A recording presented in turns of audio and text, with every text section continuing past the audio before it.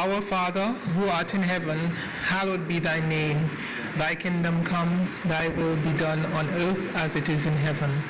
Give us this day our daily bread, and forgive us our trespasses, as we forgive those who trespass against us. And lead us not into temptation, but deliver us from evil. For thine is the kingdom, the power, and the glory, forever and ever. Amen. Please be seated.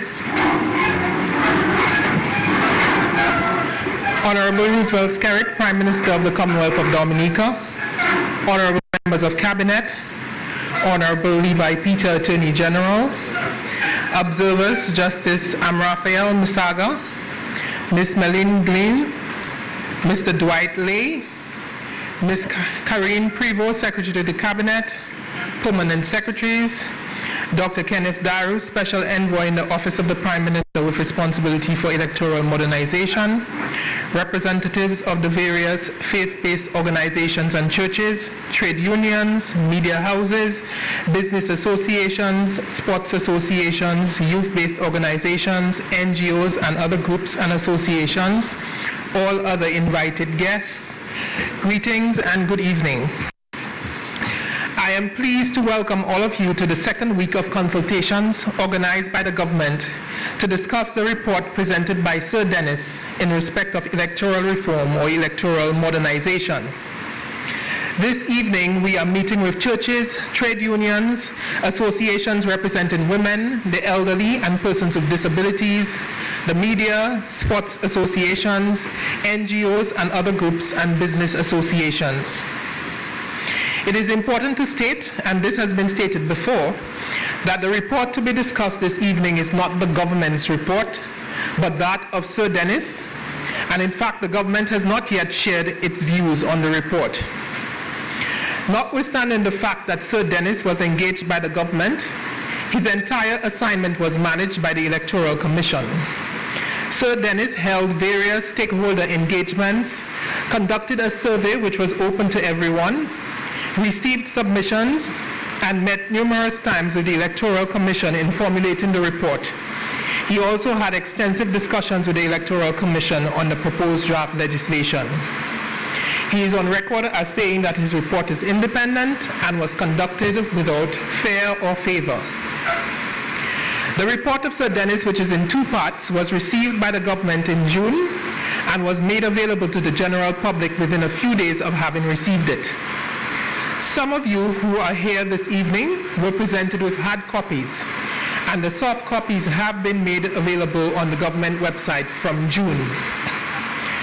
The government also indicated that it would hold widespread consultation on the report to provide the opportunity and platform to allow a wide cross-section of Dominicans, both at home and abroad, to share their views on the report. A number of matters are dealt with in the report. Some may feel that the recommendations are fine, others that it goes too far or that it does not go far enough. It is hoped that as we continue to discuss the issues, we may reach a place of broad consensus on the way forward. Many views have been expressed so far. Some relate to the following, which directly arise out of Sir Dennis's report. Should there be a full re-registration process, or should it be a confirmation process? Should the confirmation process take place only in Dominica, or should it also take place overseas? Should the 5-year absence rule continue, or should it be 10 or 15 years, or no restriction? What does absence mean? Can one visit be sufficient to stop time running against you, or should it be 90 or 50 days as proposed in the report? Should there be ID cards for voting? Should it be a voter's ID or a national ID, or any government-issued ID such as a passport, social security card, or driver's license? What biometrics should the ID card capture? Should it be only facial features, or should it include fingerprints? What if on election day you cannot find your ID card? Will you still be allowed to vote? Should you still be allowed to vote, and in what circumstances? Should we have electronic voting? Is it too costly? Is it justified? Will it cause elderly voters in particular to stay away from the polls? Should we have rules on campaign finance?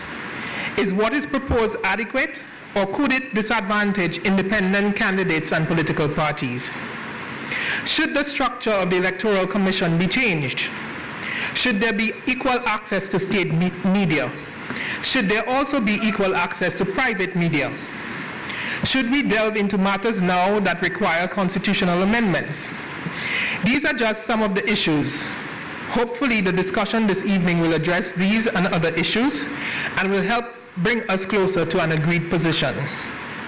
I wish to especially welcome and again thank Justice Musaga, Ms. Glynn, and Mr. Lay, representing the Commonwealth Secretariat, the OAS and the OECS respectively, for being here with us. Unfortunately, Mr. Gunraj, the observer from CARICOM, had to return home. But we are pleased for your presence here with us today. I will now invite the Honorable Attorney General, Mr. Levi Peter, to address us on some aspects of the report. Honorable AG.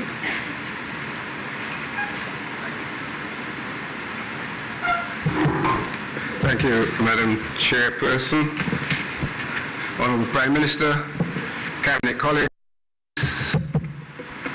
other invitees, members of the Observer Mission, ladies and gentlemen, good evening all. In a moment I will go through the report of Sir Dennis briefly, as giving a brief overview. But we've had a week of these consultations so far, and a number of issues have been discussed and raised, and the chairperson just highlighted a number of those issues and some of the questions that have possibly arisen, or some that you may have in your mind. And it seemed to me that there are a couple of areas that the continued discussion and debate might benefit from, that I should briefly touch on. I hope you will forgive me. I am not, I wouldn't quite describe myself as a dinosaur where technology is concerned, but then again, I am not a technocrat in the sense of being expert in the use of them. My gadget has left me high and dry, but I'll seek to use my phone, which hopefully will assist me sufficiently to be able to get through this. So, in terms of some of the issues that have been discussed, and I suggest likely to be of importance in this discussion, this consultation. One of them is the question of the role and function of the President, the Electoral Commission, and the Electoral Office in the whole electoral reform process, and indeed in the consultation that is currently taking place. A number of questions have been raised in regard to these issues. And the short answer really to the central question, as I understand it from the various quarters that I've heard points being raised, the short answer is that the Constitution and relevant statutory provisions set out the role and function of the President, sets out the role and function of the Electoral Commission and of the Electoral Office as it relates to the consideration, determination, and drafting of electoral legislation, and by extension, something like the exercise we are now embarked upon, electoral reform in Dominica. The responsibility for electoral reform, insofar as the Constitution is concerned, I suggest, and of course, you are open to have a different view, and given my view, but I suggest, as the Constitution provides, that that responsibility falls to the government and the Parliament. The primary mover will be the government, because it's the government that will take the legislation to Parliament.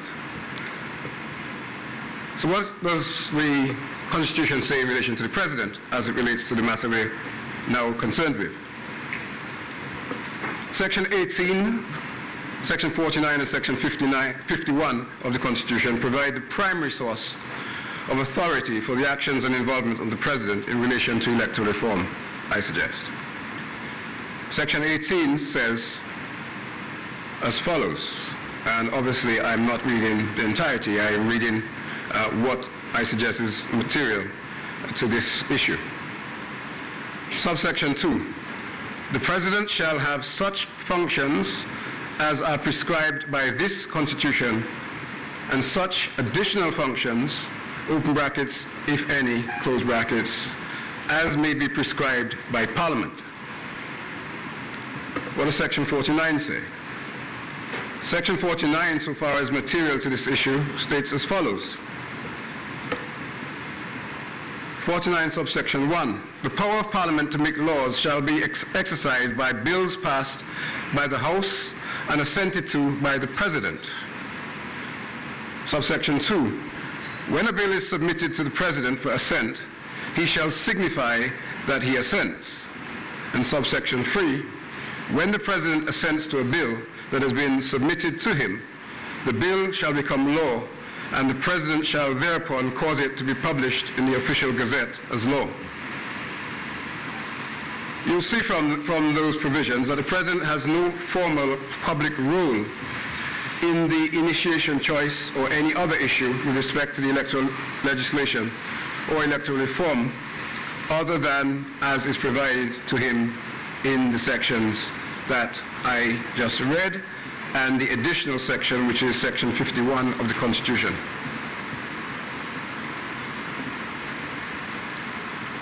Section 51 states as follows, and I should say that Section 51 now brings in is relevant to the Electoral Commission insofar as the issue of electoral reform is concerned. Section 51 states, every proposed bill and every proposed regulation or other instrument having the force of law relating to the registration of electors for the purpose of electing representatives or to the election of representatives and senators shall be referred to the Electoral Commission and to the Chief Elections Officer at such time as shall give them sufficient opportunity to make comments thereon before the bill is introduced in the House, or, as the case may be, the regulation or other instrument is made. So we can see from Section 51 that the Electoral Commission is not responsible for initiating bills or regulations in relation to electoral matters. That has to be done from somewhere else. But what Section 51 of the Constitution requires, and indeed mandates and demands, is that the Electoral Commission must, before any such bill is tabled before the House, the Electoral Commission and the Chief Elections Officer must be given a sufficient opportunity to be able to obviously review any such bill and to provide comments. And presumably, the person to whom, or the authority to whom those comments are being provided would be expected to consider those comments, and they may or they may not accept them in whole or in part, or they may indeed reject them. So, the Electoral Commission, looking at its function and role, Section 38 of the Constitution deals with that, and it states at subsection 1, the Electoral Commission shall be responsible for A, the registration of voters for the purpose of electing representatives, B, for the conduct of elections of representatives and senators, and shall have such powers and other functions relating to such registration and elections as may be prescribed by law. Those are the functions that the Constitution gives to the Electoral Commission. Responsibility for registration of voters for the purpose of electing representatives, and secondly, for the conduct of elections. The conduct of elections. So, the Electoral Commission electoral reform falls under the ultimate portfolio of governance. And hence, I suggest the government. And Section 41 of the Constitution states that subject to the provisions of this Constitution, Parliament may make laws for the peace, order, and good governance of Dominica. And in relation to the government's role in governance, the Cabinet is in turn required to advise the President in the government of Dominica, and the Cabinet is responsible to Parliament for any advice given to the President. That's to be found at Section 60, subsection 3 of the Constitution. I'll read it, it's fairly brief. It states the functions of the Cabinet shall be to advise the President in the government of Dominica, and the Cabinet shall be collectively responsible to Parliament for any advice given to the President. So to conclude on that aspect of the role and functions of the President, the Electoral Commission, and the Electoral Office as it relates to electoral reform and electoral legislation, the practical process is, and it has been applied previously by this government and perhaps others, but certainly this government, is that the government, i.e. the Cabinet, initiates the electoral reform process, including the drafting, or it may instruct the drafting of any necessary electoral legislation. That legislation is then conveyed to the Electoral Commission through His Excellency the President for comments as indicated by Section 51 of the Constitution, which I read a few moments ago. And upon receipt of any such legislation, the Electoral Commission, Chief Elections Officer, will review, consider the legislation, make recommendations, suggestions, comments as it deems fit, and therefore return those comments to the government, and the government will act upon it. And ultimately, once there is an agreed bill, the bill will be taken to Parliament to be debated in the Parliament. So I just feel it's important and useful that I put that out there. Of course, I've given the relevant sections, and I can provide them subsequently if necessary so that people can read and possibly agree or disagree with me, but at least come to their own conclusions, which is what this whole process is about.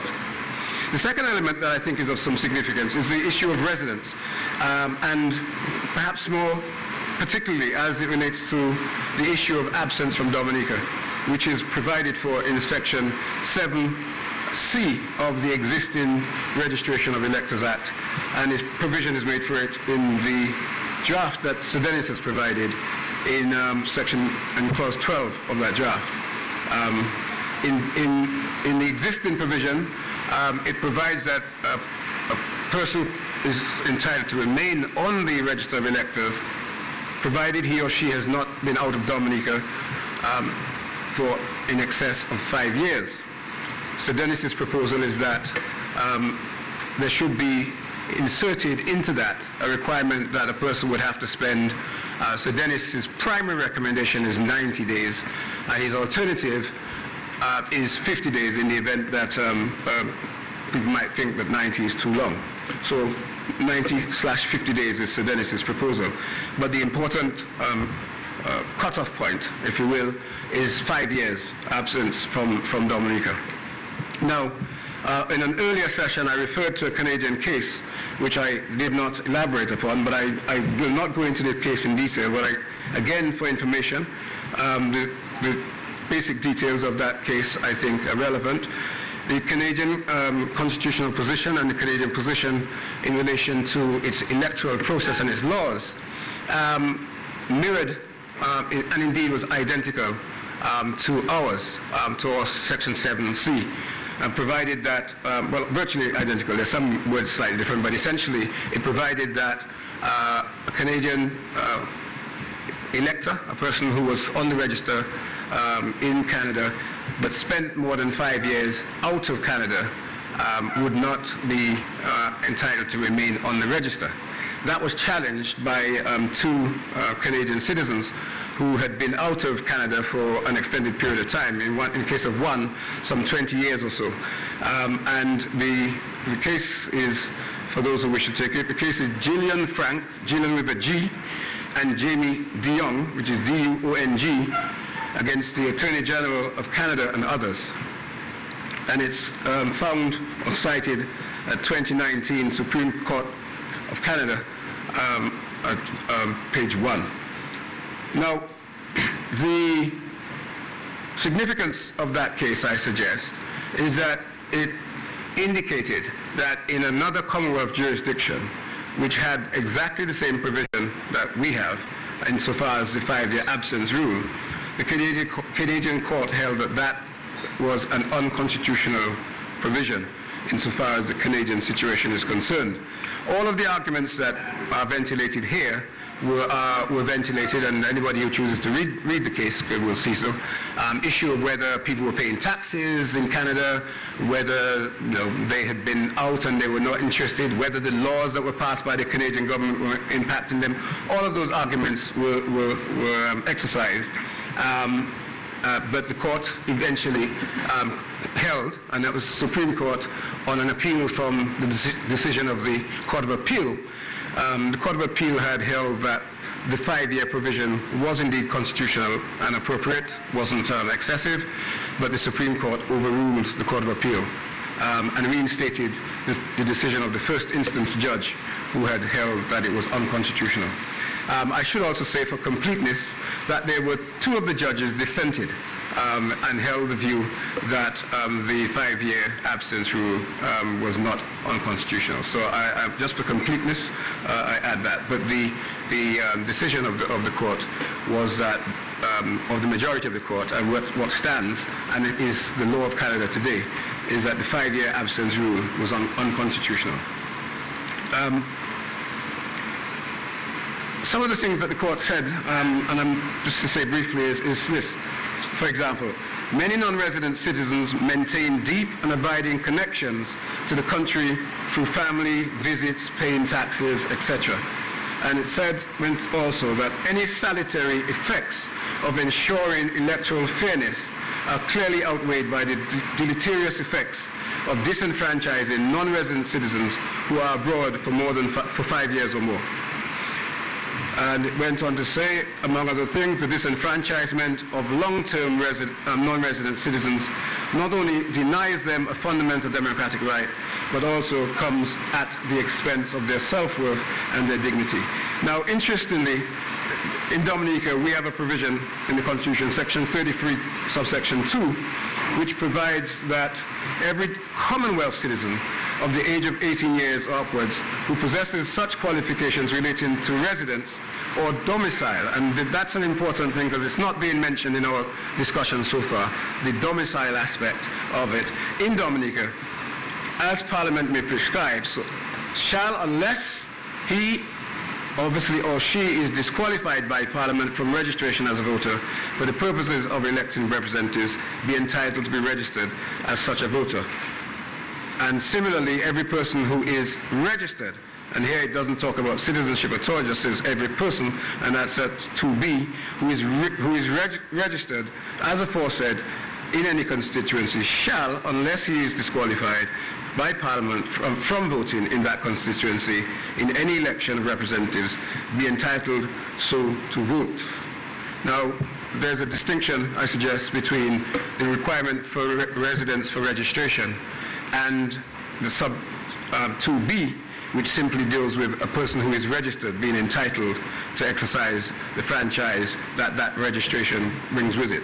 But those are things that those of us who are taking part in this discussion and subsequent ones may wish to look at, consider in the discussion, in particular in relation to the issue of whether citizens or those who are registered should be required to be constrained by any period of time within or without Dominica. Interestingly, I'm trying to expedite this, interestingly, the right to vote, which is really what this is talking about, has also been recognized within our region, within the Caribbean. In the case of Russell and the Attorney General of St. Vincent and the Grenadines, a 1995 case, which is found in 1995 50-week West Indian Reports at page 127, the court held that the constitutional right conferred by Section 27, which is akin to our Section 32.2b that I just referred to, is twofold. The first is the basic right to be registered as a voter in the appropriate constituency. That right is granted to every citizen who is entitled to the basic right. That concomitant right is a right to vote in accordance with the provisions of any law in that behalf. This means that although the manner of voting is statutory or customary, the right to vote is inherently constitutional. And in the case of Joseph Parry against Mark Brantley, a case from 2012, that's a case from St. Kitts, the Court of Appeal held the constitutional right of enfranchisement is not in doubt. In Russell and the Attorney General of St. Vincent and the Grenadines, this court underscored and explained that the nature of the rights guaranteed by an almost identical provision in the St. Vincent and the Grenadines Constitution held as follows. In applying the law and the regulations, preference must be given to recognition of the right to vote, and the legislation must be construed in a manner which promotes enfranchisement and guards against disenfranchisement.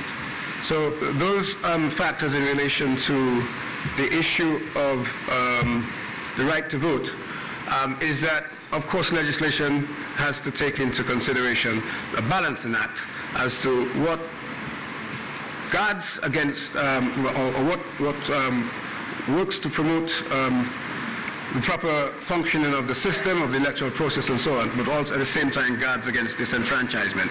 So there's a balancing exercise which has to be brought to bear by those with responsibility for those matters.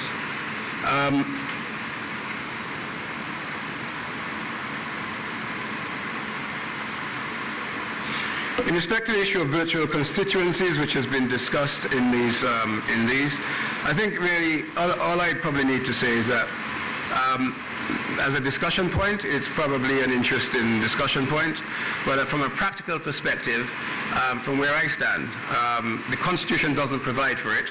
Section 57 of the Constitution provides for the boundaries, and Section 30 of the Constitution provides for representatives to be elected consistent to the constituencies that exist. So there would be a need for an amendment to the Constitution to give the authority to create virtual constituencies.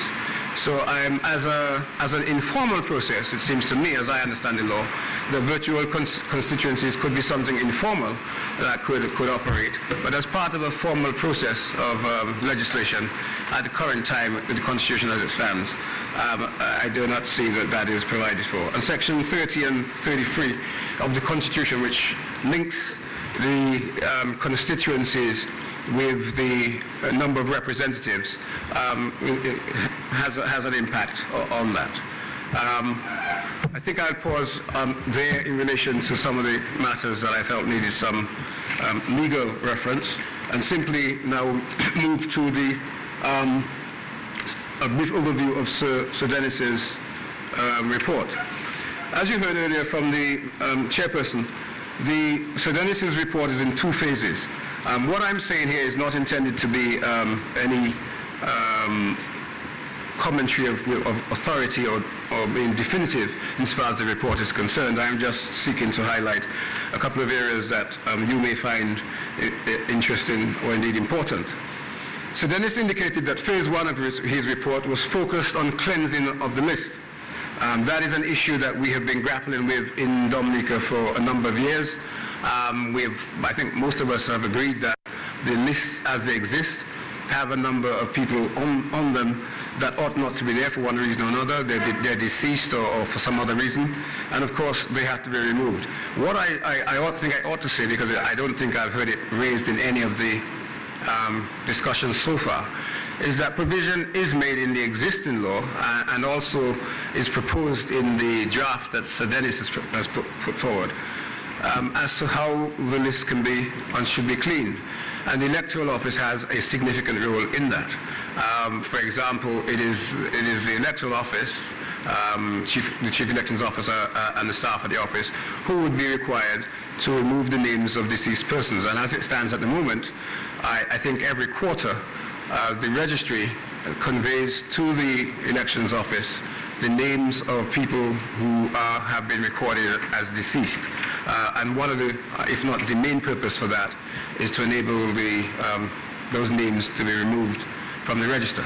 Of course, there is a requirement for due process in appropriate circumstances that the Electoral Office would need to take account of, but there is a process. So sometimes the impression is conveyed that there is no process for cleaning of the electoral list. There is. It can be improved, but there is in place a process. Phase 2 of Sir Dennis's report, he described as really being primarily dealing with institutional matters.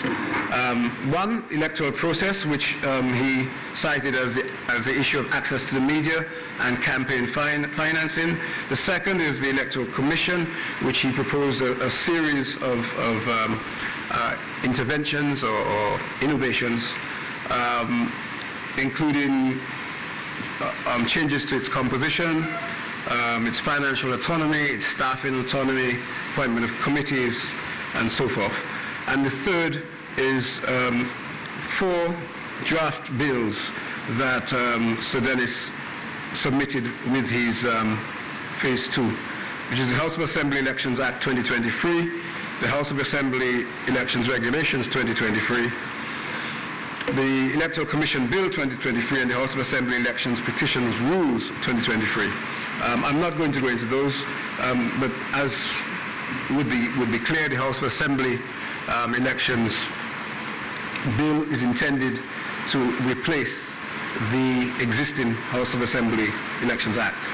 The most significant parts, I suggest, of the Registration of Electors Act, which deals with registration and the cleansing of the lists, are parts 3 and 5. Those parts deal with things like the issue of residency, ID cards, registration to vote, investigation of the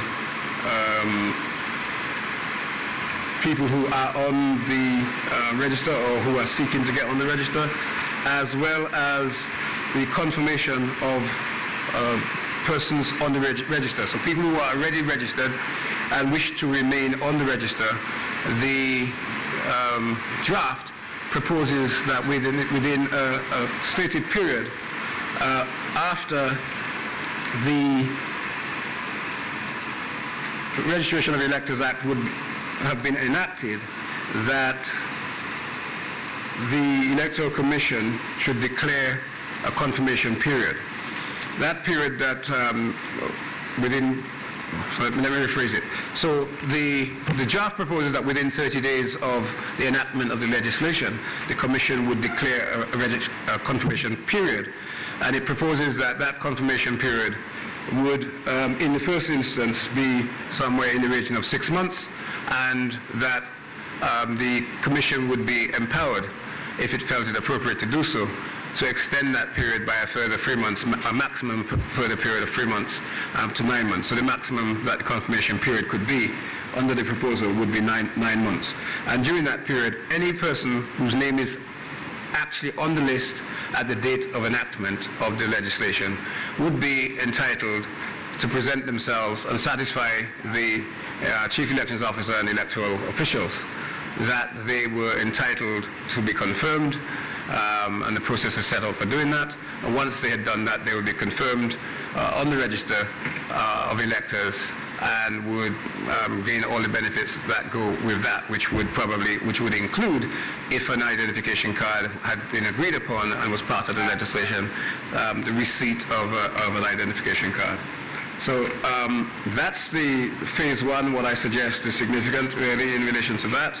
In relation to phase 2, access to the media, as it suggests, the proposal is that all political parties and candidates for elections should be entitled to gain access to the media. But in this instance, it would only be state media, and the proposal doesn't recommend going as far as extending this to private media. I know some people feel that it should. That's obviously part of the discussion that's taking place.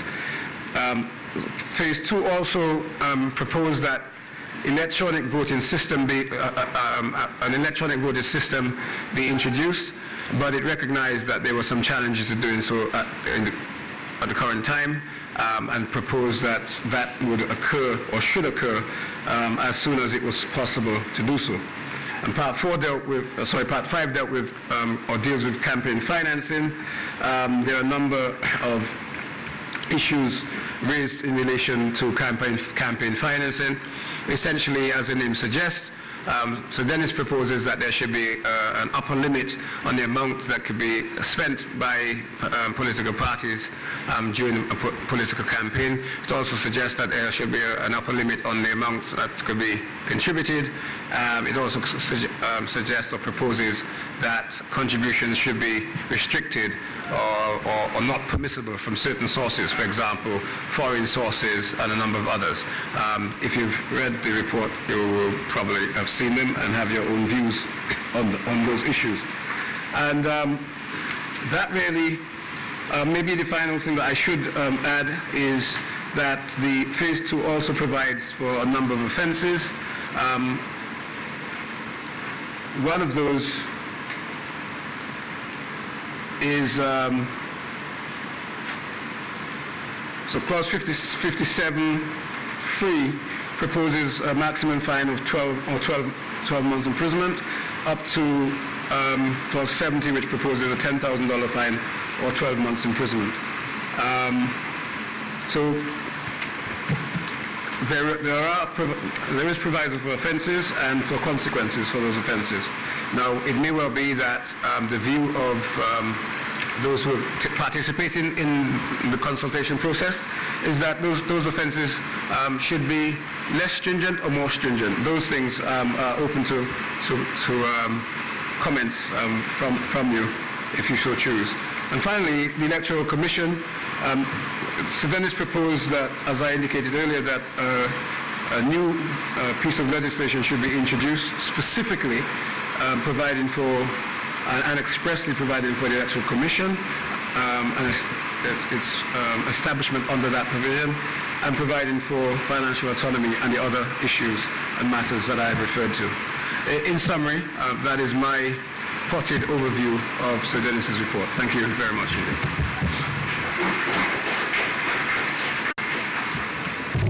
Thank you, Honorable Attorney General Peter, for taking us through some of the salient points and clarification of some issues. I would now like to open up the floor for people to make their contributions to the discussions. I will please ask you to be as concise as possible so that everyone can get the opportunity to speak and share their views. I ask that when you take the floor that you identify yourself, and if you are speaking on behalf of a group, association or organization, please indicate so. Please do everyone the courtesy of allowing them to share their viewpoint uninterrupted. It has worked well so far, so let's please continue in that spirit. And if you want to make a statement on behalf of your group or organization, you are welcome to do so from the podium, or you can remain in your seat and a mic will be brought to you. So the floor is open for anyone who would wish to comment. Sorry. There's a gentleman at the back who has requested the floor.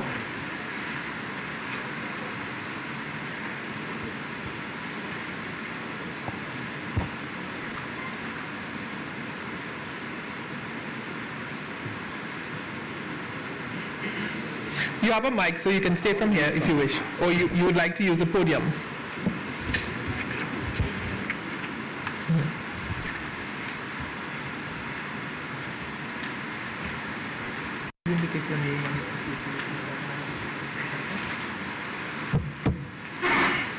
Pleasant good evening to everyone, Madam Chairperson, and to all persons present in there and virtually. I'm Erickson Henry Bertrand, and I am presently principal of the Primary School, and I'm a minister at Maro Gospel Tabernacle Church.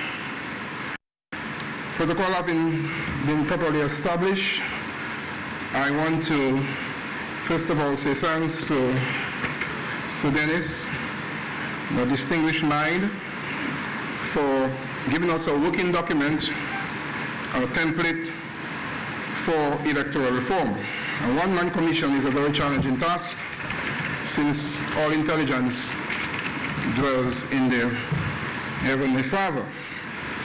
But Sir Dennis Byron report provides the impetus and the synergy for a long-term constitutional reform. I want to summarize my delivery by pinpointing a few points here. One, I strongly endorse the proposal put forward by Attorney Knight and echoed by the opposition leader Paul for the appointment of an independent body to do the painstaking work of dissecting Sir Dennis's report sentence by sentence and to provide a comprehensive summary that will take into account all the views that have been expressed and those to come, those forthcoming views. It is proposed that such a committee should be appointed from members of the two arms of government, the ruling arm and the opposition arm, and should constitute members of the Youth Council, members of churches, NGO businesses, professional, political parties, the diaspora, and the legal community. Such committee should appoint among themselves a chair, and this will preserve the independent integrity of the committee. And they should be given clear terms of reference as agreed by both arms of the government, and they should be paid.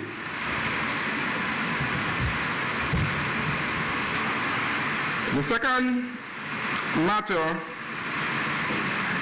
and while we're on this committee also, the committee will do very well to look at what has happened in the East African nation of Kenya.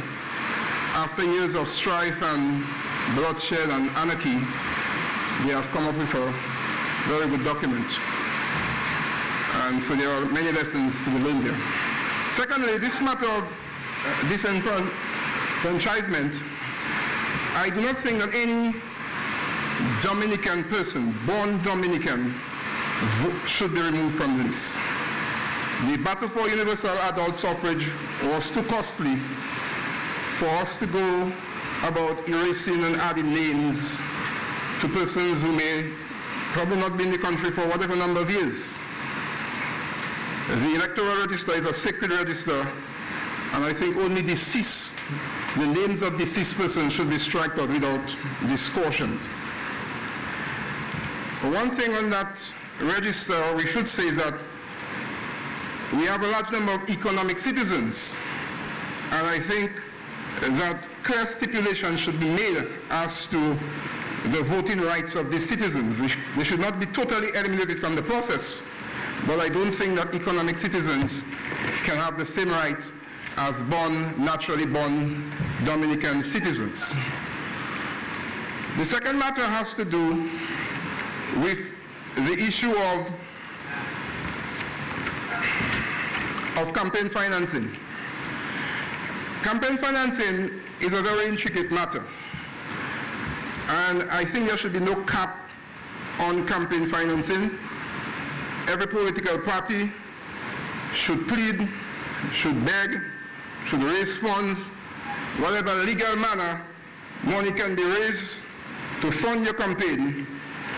I think that's quite okay. The only issue should be that there should be stringent stipulation concerning the incumbent government using state funds or state apparatus to do their campaigning. There should be some strict regulations on this.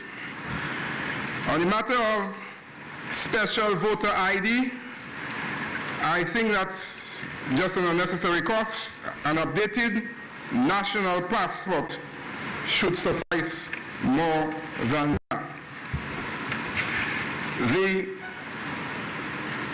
matter of electoral reform also, as I said, is going to be an impetus for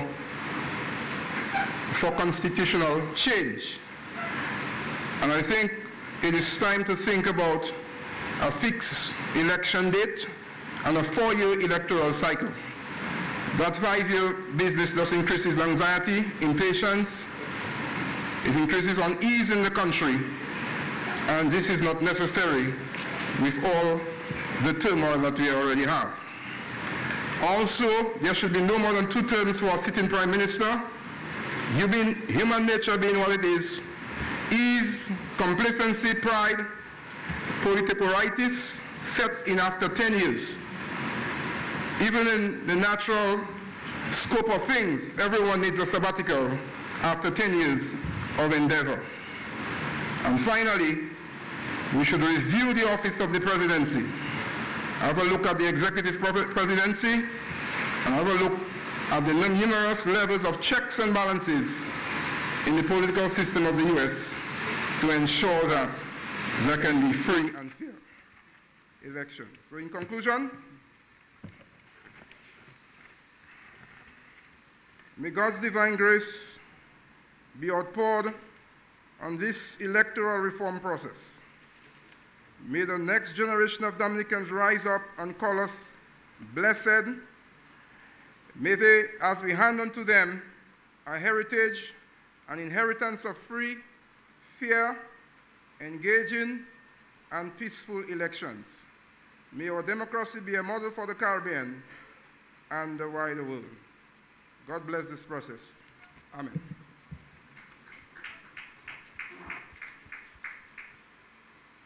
Thank you very much, sir. And just to indicate, there is no separate categories of citizens in Dominica. Once you're a citizen of Dominica, whether you're naturalized or born, you are a citizen of Dominica, and the same rules apply and rights and privileges apply to you. And we have citizens who are from America, from Canada, from the UK, from Germany, from Africa, who have become naturalized citizens, as well as citizens from the Citizenship by Investment program. And we should not forget that all Commonwealth citizens who reside in Dominica in excess of 12 years have the right to vote in Dominica. So, sorry, 12 months, sorry. 12 months.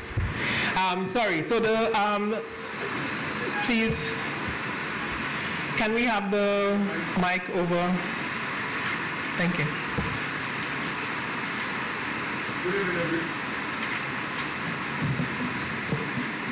Could you stand, please, and let us, please tell us your name and your association.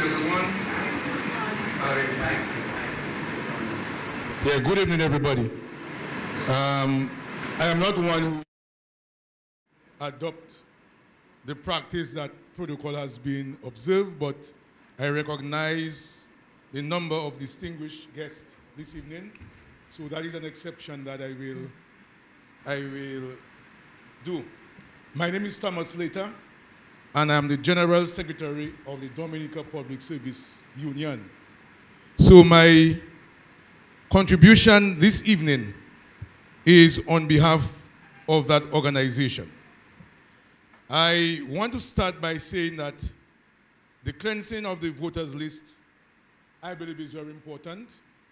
And we do not have to wait for the implementation of Sir Byron's recommendation or a position. As the AG rightly said, there are some responsibilities that the public service, not the public service, but the Electoral Commission has. And one is to look about the cleansing of the voters list, and I believe that should take priority. The Dominica Public Service Union proposes a fixed date for holding of elections, and we wish to brush aside the argument that this should not be so because it requires a constitutional change. Nothing wrong in a constitutional change once it is to the benefit of all citizens. We are also recommending a constitutional amendment to allow for proportional representation. That we believe is important. And let me state that by saying I'm trying to adhere to your request. I will be brief, but I can give you the assurance that our contribution will be followed in writing and giving our reasons for certain things. Campaign spending needed to be legislated. We believe this is very important, and we also believe that a broad-based committee, if not the Electoral Commission, should be appointed to educate the population on that is campaign spending or financing and other aspects of electoral reform, thereby correcting or eliminating the notion that campaign financing will deny citizens of important services which the state is providing. We propose voters' identification card to all eligible voters, and we are saying that they should contain biometric data to include fingerprints. Electoral reform should ensure that Dominicans are not continuously made to believe that providing transportation to a polling station on election day is the same as the payment of air and sea travel for ordinary overseas residents, with the sole purpose of having those persons vote for a particular candidate in order to influence or decide the outcome or results in a particular constituency. We have to do whatever it takes to minimize dissatisfaction with the outcome of general elections or the result of general elections. And what I've just said before, I believe that would help in that area to ensure that people are satisfied, at least they are satisfied, and that the country continue to operate and people continue to live together happily and peacefully. Electoral reform should provide to all parties and independent candidates unhindered access to all state-owned media for the purpose of political broadcasts. Reform should forbid the crossing of the floor by a candidate who has won his or her seat on behalf of a political party. If he or she so desires, then there should be a resignation of that person, and new election for that particular constituency should take place. The role and function of the Electoral Commission needed to be reviewed to ensure that it does not in any way or form abdicate its responsibilities and duties. Madam Chairperson, I thank you for giving me the opportunity to make those brief comments. Thank you very much. Thank you very much, Mr. Later, and thank you for clearly stating your position on those matters. Sorry. The floor was asked for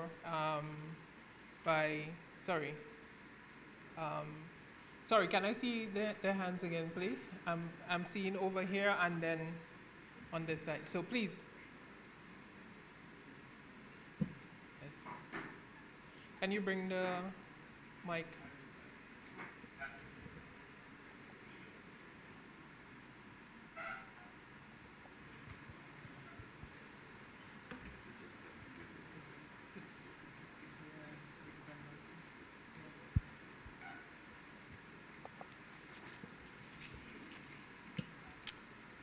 Yeah, thank you, Madam Moderator.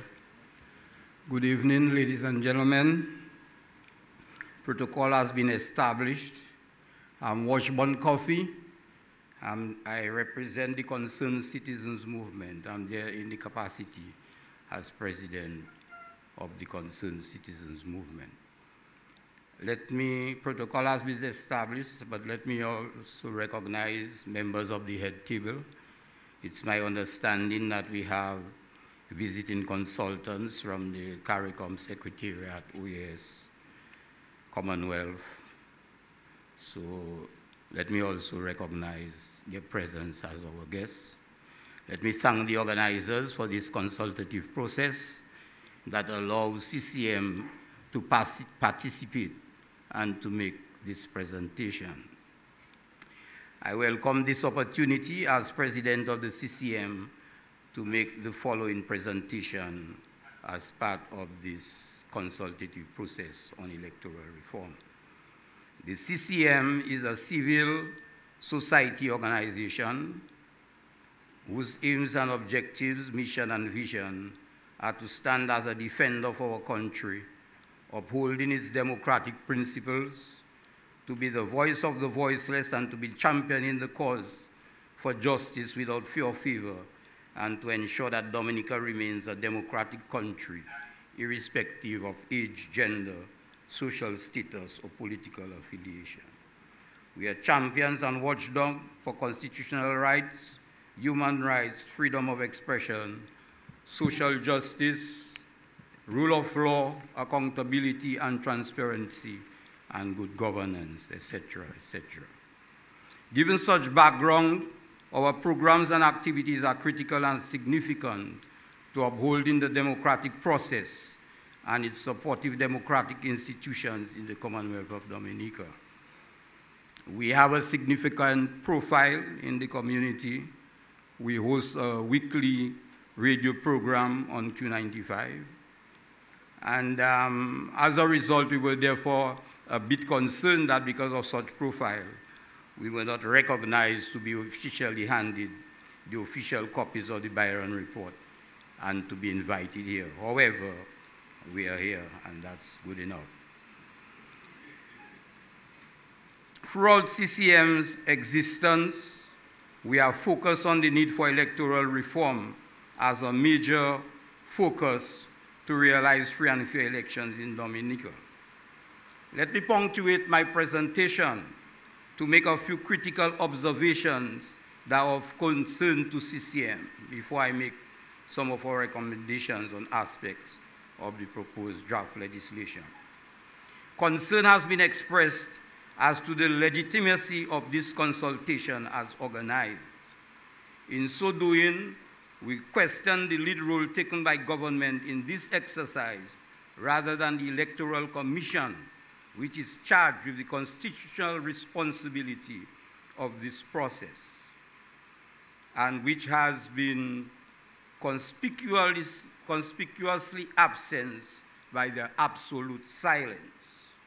CCM has always called for the Electoral Commission to act in the public interest. Their notable silence and absence may be tantamount to dereliction of duty, which may be subject to litigation. CCM recognized that consultation between government and the public is intrinsic to effective public policy development and service to the public. However, we also believe that mutual respect for the legitimacy and point of view of all participants is basic to successful consultation. A clear mutual understanding of the purpose and expectations of all parties to the consultation is essential from the outset, and that to our mind and several other persons and organizations seem to be lacking. We are back to where we were many years ago, as if the electoral reform process is just beginning. We seem to be going around in circles. The manner of administration, organization, and logistical arrangements of this consultative process shows signs of impartiality, bias, and lack of good judgment. And some wonder whether these are sham consultations. We certainly hope not. To be effective, this consultative process must be based on values of openness, honesty, trust, and transparency of purpose and process. When all free community consultations are in certain stronghold constituencies, questions must be asked, eyebrows must be raised. You know, I come from the East, and I wonder how people from Dalis, for example, and in La Plaine is going to get to the Carib territory for the consultation in the East. Just a point of reference. While the CCM welcomes the observers of the Commonwealth, OAS, CARICOM, and OECS, we truly question the rule having regard to previous reports and recommendations on our election process being ignored by the administration, who have went on with elections as usual. We hope that your present observatory status will not be treated with similar disdain. The CCM support the view that a special working committee should have been formulated to work with the Electoral Commission on a final report emanating from the various consultations preceding parliamentary approval of the proposed legislation. Since its involvement in the electoral reform process, the CCM has placed emphasis on the need for enforcement and implementation as regards to voter ID cards, cleansing of the voters list, and enforcement of the residency requirements. We were convinced that the scope of existing legislation made provisions for this to be achieved. CCM emphasis on enforcement and implementation brings into question the role and responsibility of the Electoral Commission in fulfilling its mandate. Notwithstanding any new legislation, the role of the Electoral Commission in enforcement, implementation, and general regulation remains paramount. This is why CCM has questioned the move to spend over $500,000 on a Byron report. We could have found other things to do with that, but I will not go into that now. Let me note that CCM emphasis on enforcement is in line with that proposed by Mr. Tyrone Nicholas, independent candidate for Rosenhoff, in his presentation at a previous consultation last week as part of this process. The Electoral Commission must therefore be given adequate resources, both human and financial, to enable it to carry out its responsibility to the Dominican public in an effective and efficient manner. Let me now comment and quickly on some specific aspects of the Byron report and draft legislation. Firstly, CCM has been collaborating within the framework of the Electoral Reform Coalition so as to find common ground and principle on many of the critical issues being examined and discussed. The CCM is therefore in general support of recommendations presented and submitted by the affiliates of the ERC, including opposition political parties, the Dominica Business Forum, religious organizations, trade unions, and other civil society organizations and individuals, including Justice Dr. Irvin Andre. We submit the following for consideration. 1, registration of voters. CCM support the view for a new process of re-registration of voters. CCM also recommends that only persons who are ordinarily resident in Dominica for a fixed period before an election should be eligible to be registered and vote elections in Dominica. There should be no overseas registration of voters. This can be a costly proposition, and this may not be all-encompassing, as it is likely to leave some persons out, because you may not be able to go in all the nooks and crannies where Dominica is. Will you, for instance, go to Japan, where I understand there is an entrepreneur carrying on some business in Tokyo, in Japan? Will you go there? Dominicans in the diaspora who do not meet the established criteria to vote should not participate in the election. And when I talk about the established criteria to vote, I'm particularly referring to the residency requirements. There is a lot of talk about disenfranchisement. Big word. We are looking at it from the point of view of our diaspora brothers and sisters. But what about the local residents?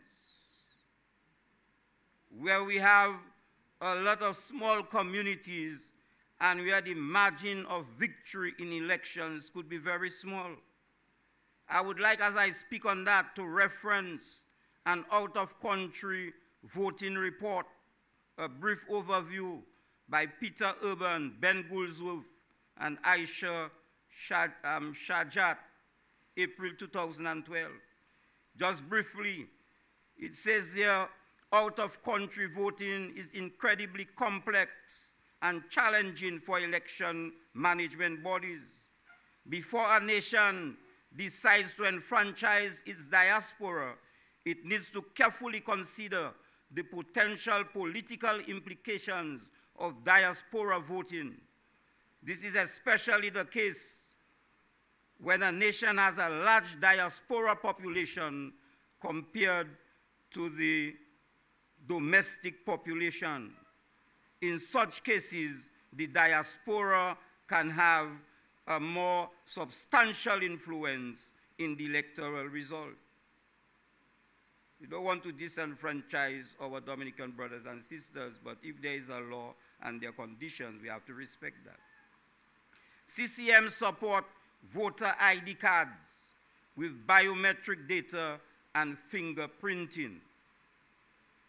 To suggest that fingerprinting is in link with criminality in relation to certain mentioned communities where persons are reluctant to fingerprinting is unfortunate.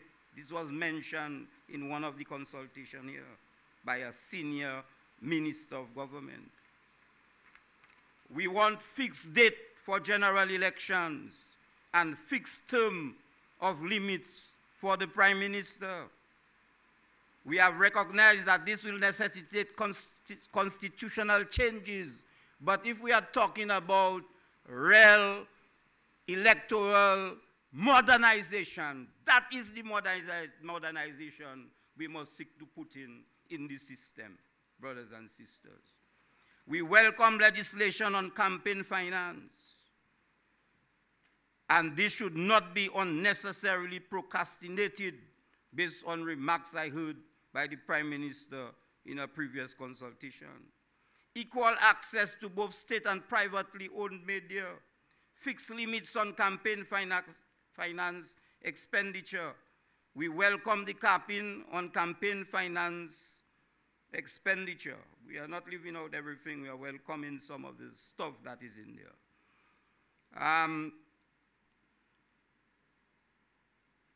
And when we talk about that, we must not misconstrue the public and to suggest that a capping on campaign finance reform is equivalent to asking people to contribute $50 per person towards voting in elections. We must not construe the facts to the general public. And to also suggest that the Treasury will have to pay for campaign finance. There needs to be some better interpretation of what the legislation seems to be talking about. The reporting period in the legislation,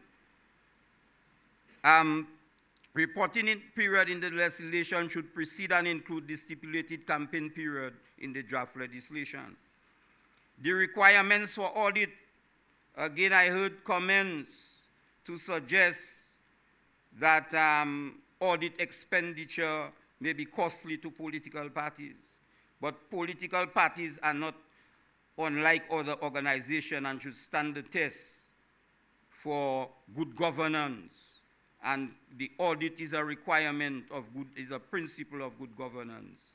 So we would like to see auditing of the political parties. I don't think we should make comments to suggest that political parties may not be able to afford auditing.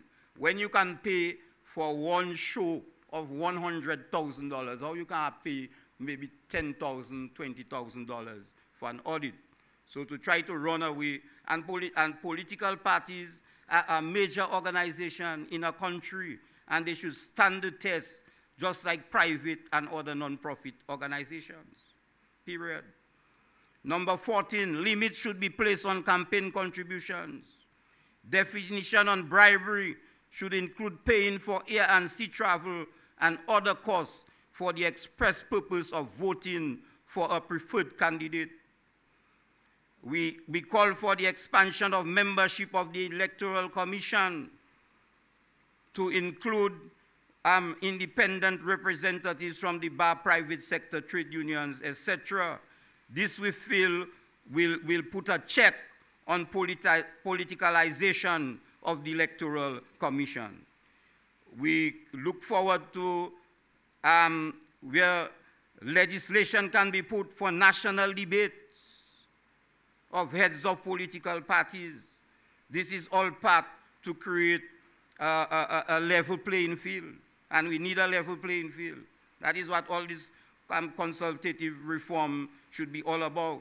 And last but not least, persons who are passport selling agents or providing direct services to government or involved in activities of a nature of where conflict of interest may arise should not serve or be elected to the Electoral Commission.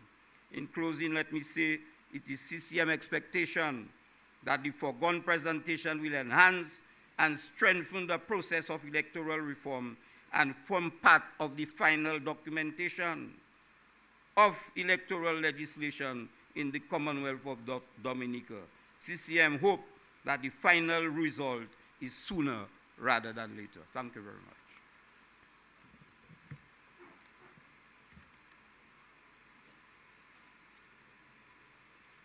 Thank you very much, Mr. Coffey. Just to let you know that the suggestion of $50 per voter was a suggestion made by a participant here earlier in the consultations. And also to just make the point that you indicated that there should be no overseas registration of voters. I don't think that is what has been proposed. It speaks to the confirmation of persons who are residing overseas. So there's a difference between the confirmation and registration. So we have to be careful about that distinction. I would like to give the floor to Mr. John Jules and then Mr. Bob. I know other persons have requested the floor, and we will come to you in time. Thank you. Mr. John Jules.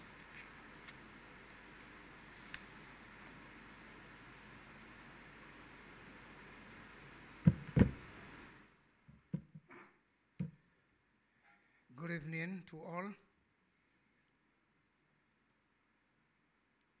The Honorable Prime Minister and Cabinet Ministers and members of the head table and all participants present here tonight. My name is Yolan John Jules. I'm the President of the Dominica Association of Local Authorities and First Vice President of the Caribbean Association of Local Authorities and a member of the Board of Directors of the Commonwealth Local Government Forum. I am very happy to be here tonight to discuss the local government reform. First of all, Dominica, we have two systems of voting. The first, we have central government. Second, we are local government. I am not pleased that, first of all, I am going to Annex 2, and I see a long list of people who were invited to provide written submission towards the electoral reform in Dominica. And I see a number of associations there. And DALCA, the association representing local authorities, was not invited to present a written submission. I am very dissatisfied with that one. But the electoral office is responsible for elections in Dominica. Elections takes place every 5 years to elect a government and every 3 years to elect local government. Or every 3 years is not like Trinidad or Jamaica or Guyana, where they have one elections for the entire country and all political parties send up the candidates for local government. The local government system, we contest as individuals. All of us support a political party, but when it comes to election for local authorities, we stand on our own, presenting ourselves to the people for elections. I should be the longest serving councillor in Dominica. I've contested 16 village council elections and won all. I cannot lose an election.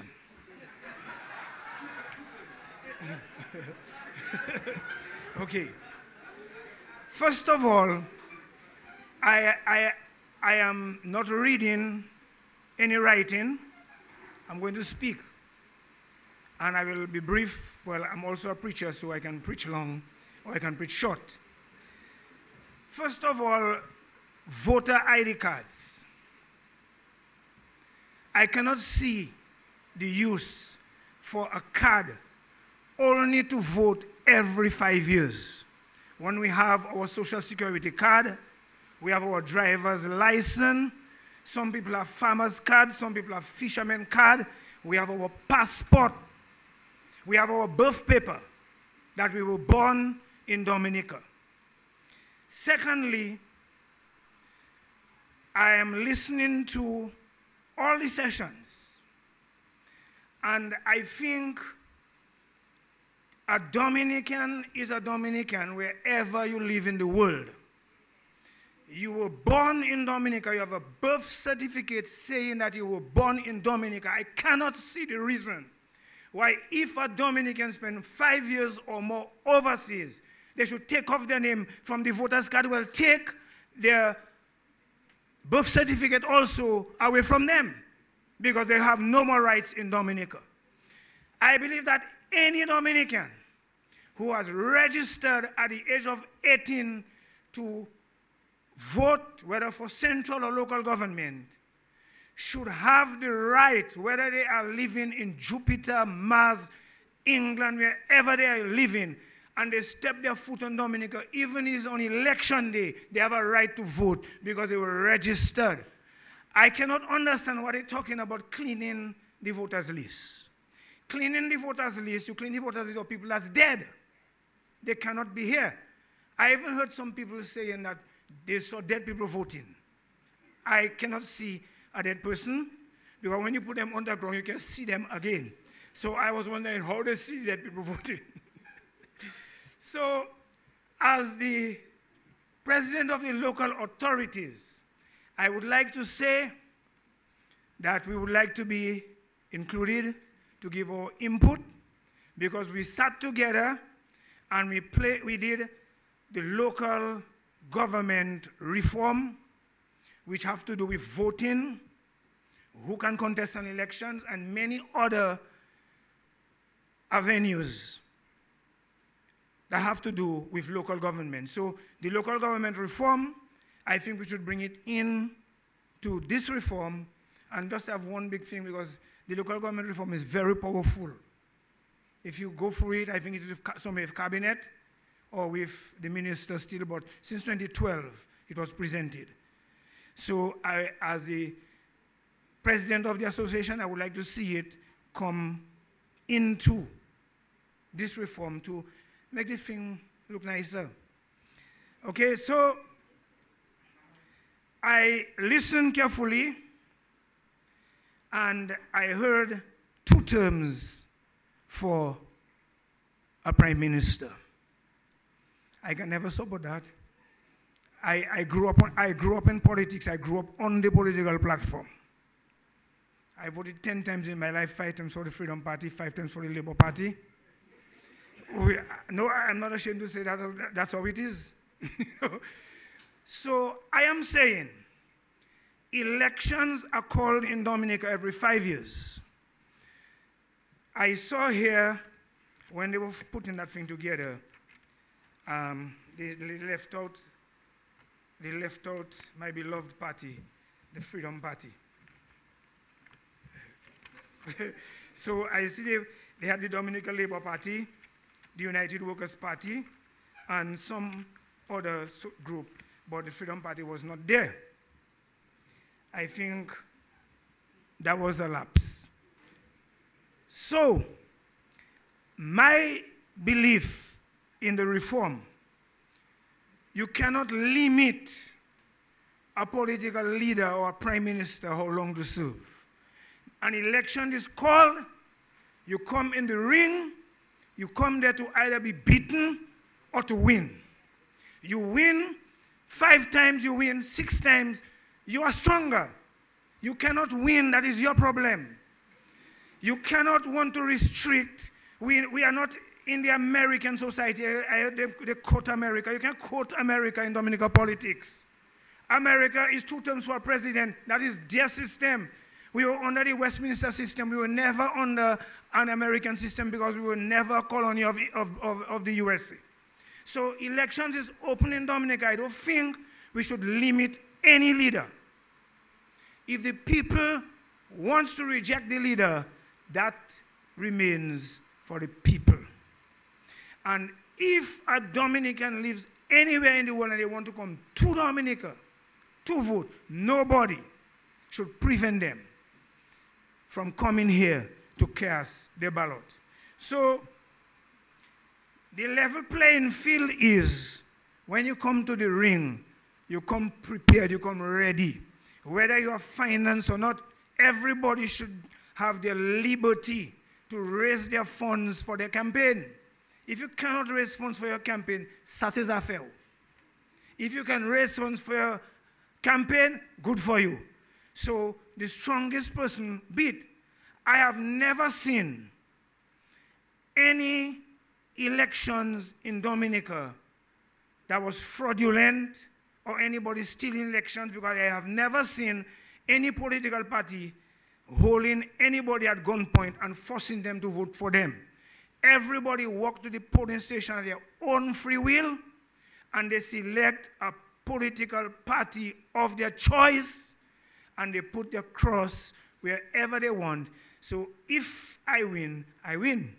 If I lose, I lose. So I think a level playing field is, and to clean up the voters list, take out the dead people. But please do not touch Dominicans' name on the voters list. Whether they spend 20 years in Canada or America, one day, if they can afford to buy a ticket, they may want to come back home, and you have to go back and re-register them again. Okay? So cleaning up the voters list, take out all the dead people, so nobody will see dead people voting again. I can recall in '95, I was sitting at the Freedom Party headquarters in Roseau, going through the voters list for the then candidate of the Roseau constituency, and I saw on the voters list 35 people registered in the old house of Winsky, where the Labour Party office headquarters is presently. And there was an old building. Nobody was living there but rats and ground lizards. But 35 people was registered in that house. There was another house in River Street where 17 people was registered. When I walked around Roseau, I'm from Roseau, okay? I was born and raised here, but I choose to live in Vegas with my grandparents, because Vegas I love. So when I walked around Roseau and I saw the house in River Street, it was an old dilapidated, that building, that is what we should be looking about. The people that are registered in Salisbury and in Marigot and in La Plaine, and where they're registered, and they're still registered in all houses in Roseau because you want to win an elections. That is what we should be cleaning, and make sure we have a level playing field. Everybody is registered, no ID card, because everybody knows everybody in Dominica. So if I vote in Vegas and I come back to vote in Roseau, where's the ink on my finger? It can't come out under 2 days. So they're not watching your fingers. So I cannot understand why we should be giving ourselves all that problem. there's no problem, to me there's no problem in elections in Dominica. Two party, free party win, one lost their deposit, the other win, one come out second. You have a leader of an opposition and a prime minister and ministers of government and members of opposition. And I think our election has been fair, with no disrespect. It has been fair, and I never see nobody stealing an elections in Dominica. So please remember to let us take up the local government reform, add it to the electoral reform, because reform is reform, and both of them have to do with politics, and both of them have to do with getting things straight in Dominica. I thank you very much. Thank you very much, Mr. John Jules. And just to say to you that I think it was an oversight if Dalka was not invited. But I'm glad that you are here and that you've made your contribution. And feel free to also send in something in writing if you wish. I would like to give the floor now to Mr. Darrell Bob. And he will be followed by Pastor Rodney. I've taken note of your Monsignor.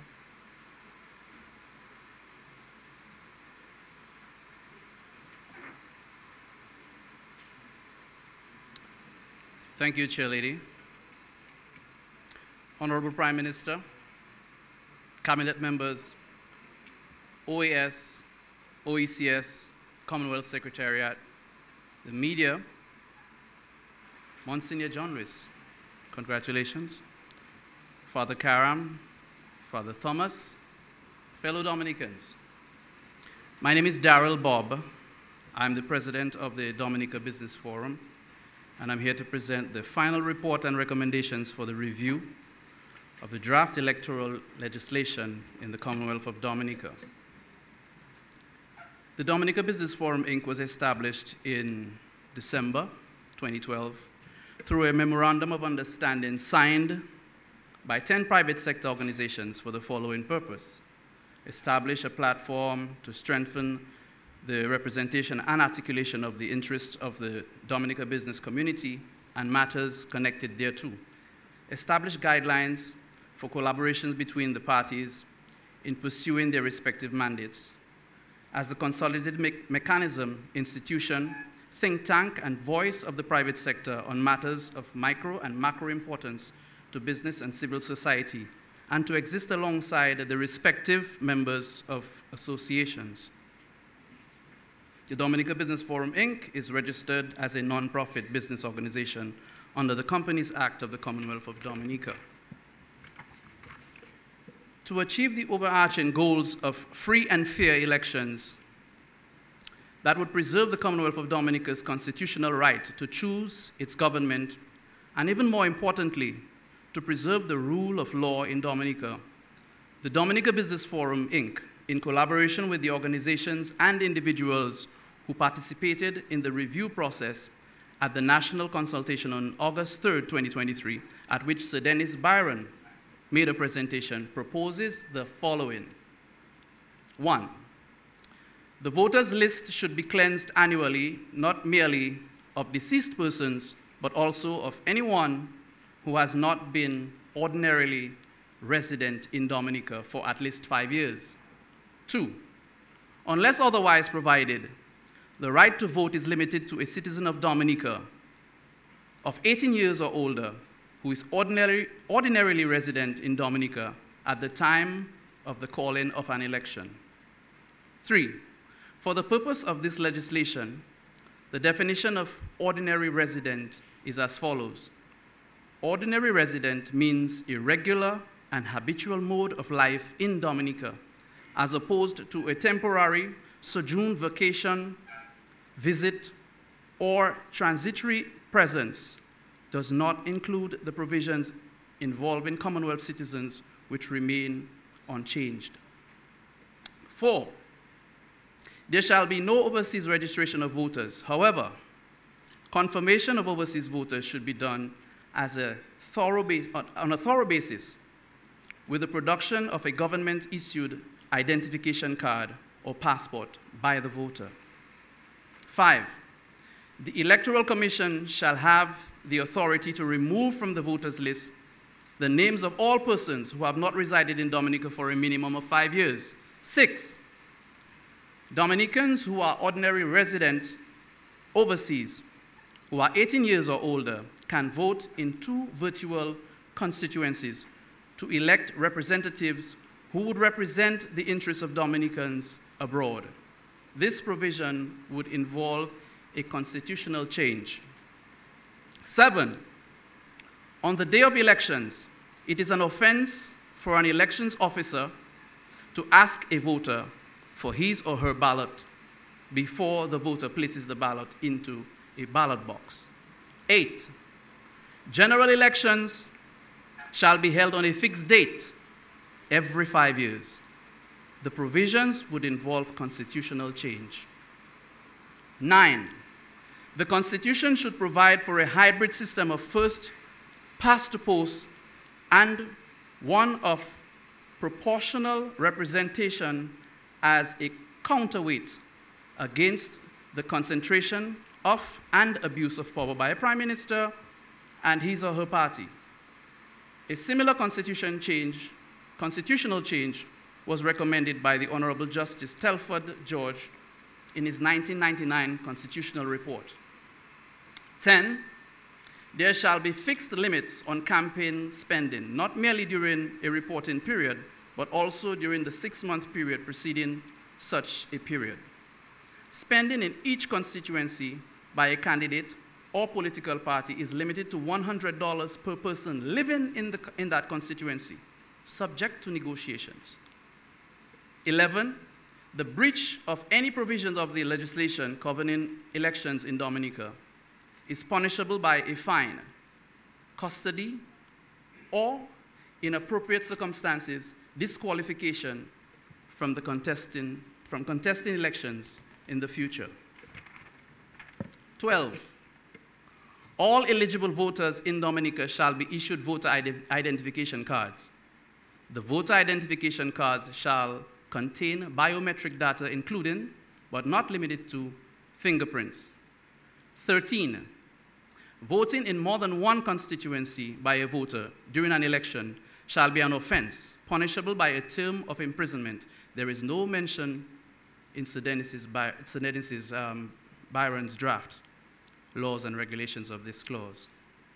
The payment of air or sea travel for a person ordinarily resident abroad with the express or implied intention of having that person vote for a candidate or his or her party, or to refrain from voting, constitutes the offense of bribery, punishable by a fine, custody, a time of imprisonment, or where appropriate, disqualification from contesting future elections or elections in Dominica, acknowledged in Sir Dennis Byron's report, but omitted in the draft laws and regulations. 15, the payment of overseas or foreign entertainers by a candidate or political party to provide entertainment during an election with the express or implied intention of persuading voters to vote for the candidate or his or her party, or to refrain from voting, constitutes the offense of treating, which is punishable by a fine, a term of imprisonment, or where appropriate, disqualification from contesting future elections. 16, a special prosecutor shall be appointed by an independent tribunal or body, rather than by the Attorney General, to prosecute any violations of election legislation. The Director of Public Prosecution shall have no jurisdiction to prosecute election offenses, and there is no mention in Sir Byron's report of such. The Director of Public Prosecution shall no longer have the authority to intervene in a prosecution involving the alleged violation of Dominica's election laws, or to nolly-prosecute any such case before the court. There is no mention of this by Sir Byron, despite the CCJ's decision of July 2022. 18, the Electoral Commission shall, upon the issuing of the writ of an elections, consult with the electronic and print media in Dominica to draw up a timetable for political broadcast, and access to print media for political candidates to promote their views through the electronic media and to have their messages printed in the newspapers. A similar provision appears in the Representation of the People Amendment Act of Antigua and Barbuda. 19, the owner of a private radio station who is convicted of failing to comply with this legislation shall be punishable by a fine not exceeding $10,000 for each offense. For discussion and review. 20, the composition of the Electoral Commission shall be expanded to include an additional complement of 6 members. These additional members shall be nominated by civil society organizations, including, but not limited to, the business sector, the religious sector, the Bar Association, public service sector organizations, women's organizations, and local government, and shall be appointed by the President of the Commonwealth of Dominica. Sir Byron made such recommendation for further discussion. 21, subject to paragraph 20, any member of the Electoral Commission who provides any service to the government of Dominica for consideration other than being a member of the Commission shall be disqualified from serving as a member of the Commission. For example, 3 members of the existing Commission are citizens by investment agents. 22, a fixed amount of money shall be made available to the Electoral Commission by the government of Dominica to enable it to exercise its duties and responsibilities as recommended by the Electoral Commission, to be disbursed to the Commission within a period not exceeding 60 days after the national budget address. Sir Byron made reference to this issue. 23, the political leader of each political party contesting an election shall engage in at least 3 debates prior to the election. There is no mention of this by Sir Dennis Byron. 24, each candidate of the major parties contesting a general election who is not a political leader must engage in at least 1 debate with other candidates in the constituency he or she is seeking to represent during the reporting period of the election. There is no mention by Sir Byron of this clause or the idea. Any candidate, 25, any candidate who wins an election as a representative of a political party and intends to switch to another political party, whether in government or opposition, shall resign as a parliamentarian and participate in a by-election to allow the electors to approve the decision to switch sides. There is no mention of this by Sir Byron. And last but not least, number 26, if only 1 candidate is nominated in a constituency to contest an election on nomination day, the Electoral Commission shall extend the nomination process by a further 7 days to allow other persons the opportunity to be nominated. If no other person is nominated, the sole nominee shall be declared duly nominated, unopposed. Constitutional implementations of proposed reforms. The Dominica Business Forum, Inc. is aware that a few of the reforms proposed above necessarily involve a change in Dominica's constitution and therefore may require a lengthy period of time to be approved. These include A, fixed date for general elections, B, a hybrid system of first past the post and proportional representation, or rather proportional representation, C, appointment of a special prosecutor, D, composition of the Electoral Commission. We believe that it is imperative to propose these changes to be made as soon as possible to ensure the integrity of Dominica's elections and maintain a free and fair elections in Dominica always. Conclusion, the Dominica Business Forum, Inc. considers the review of the electoral legislation for the Commonwealth of Dominica as a right of every citizen to scrutinize the proposed legislation through widespread dissemination of the draft legislation in a language that the ordinary citizens will understand. The Dominica Business Forum, Inc. is therefore pleased to share this document with all Dominicans to assist in the process of achieving meaningful changes to the electoral legislation, and in this regard, encourages all persons and organizations to use this document as a guide to their contributions at the government-sponsored consultations. Thank you, ladies and gentlemen. Thank you so much. God bless you.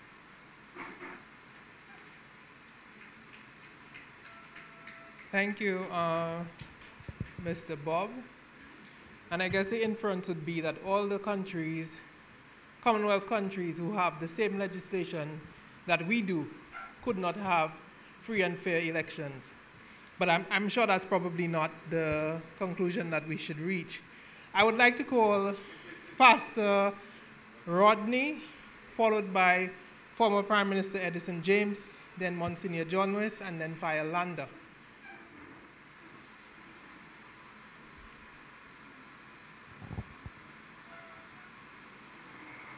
Thank you very much, Madam Chairperson. I decided to be here this evening, and I relish the opportunity to share some thoughts on behalf of the Dominica Association of Evangelical Churches. We will submit that report as requested to the Cabinet Secretary, I believe it is. So I will provide a summary, if you like, of that report.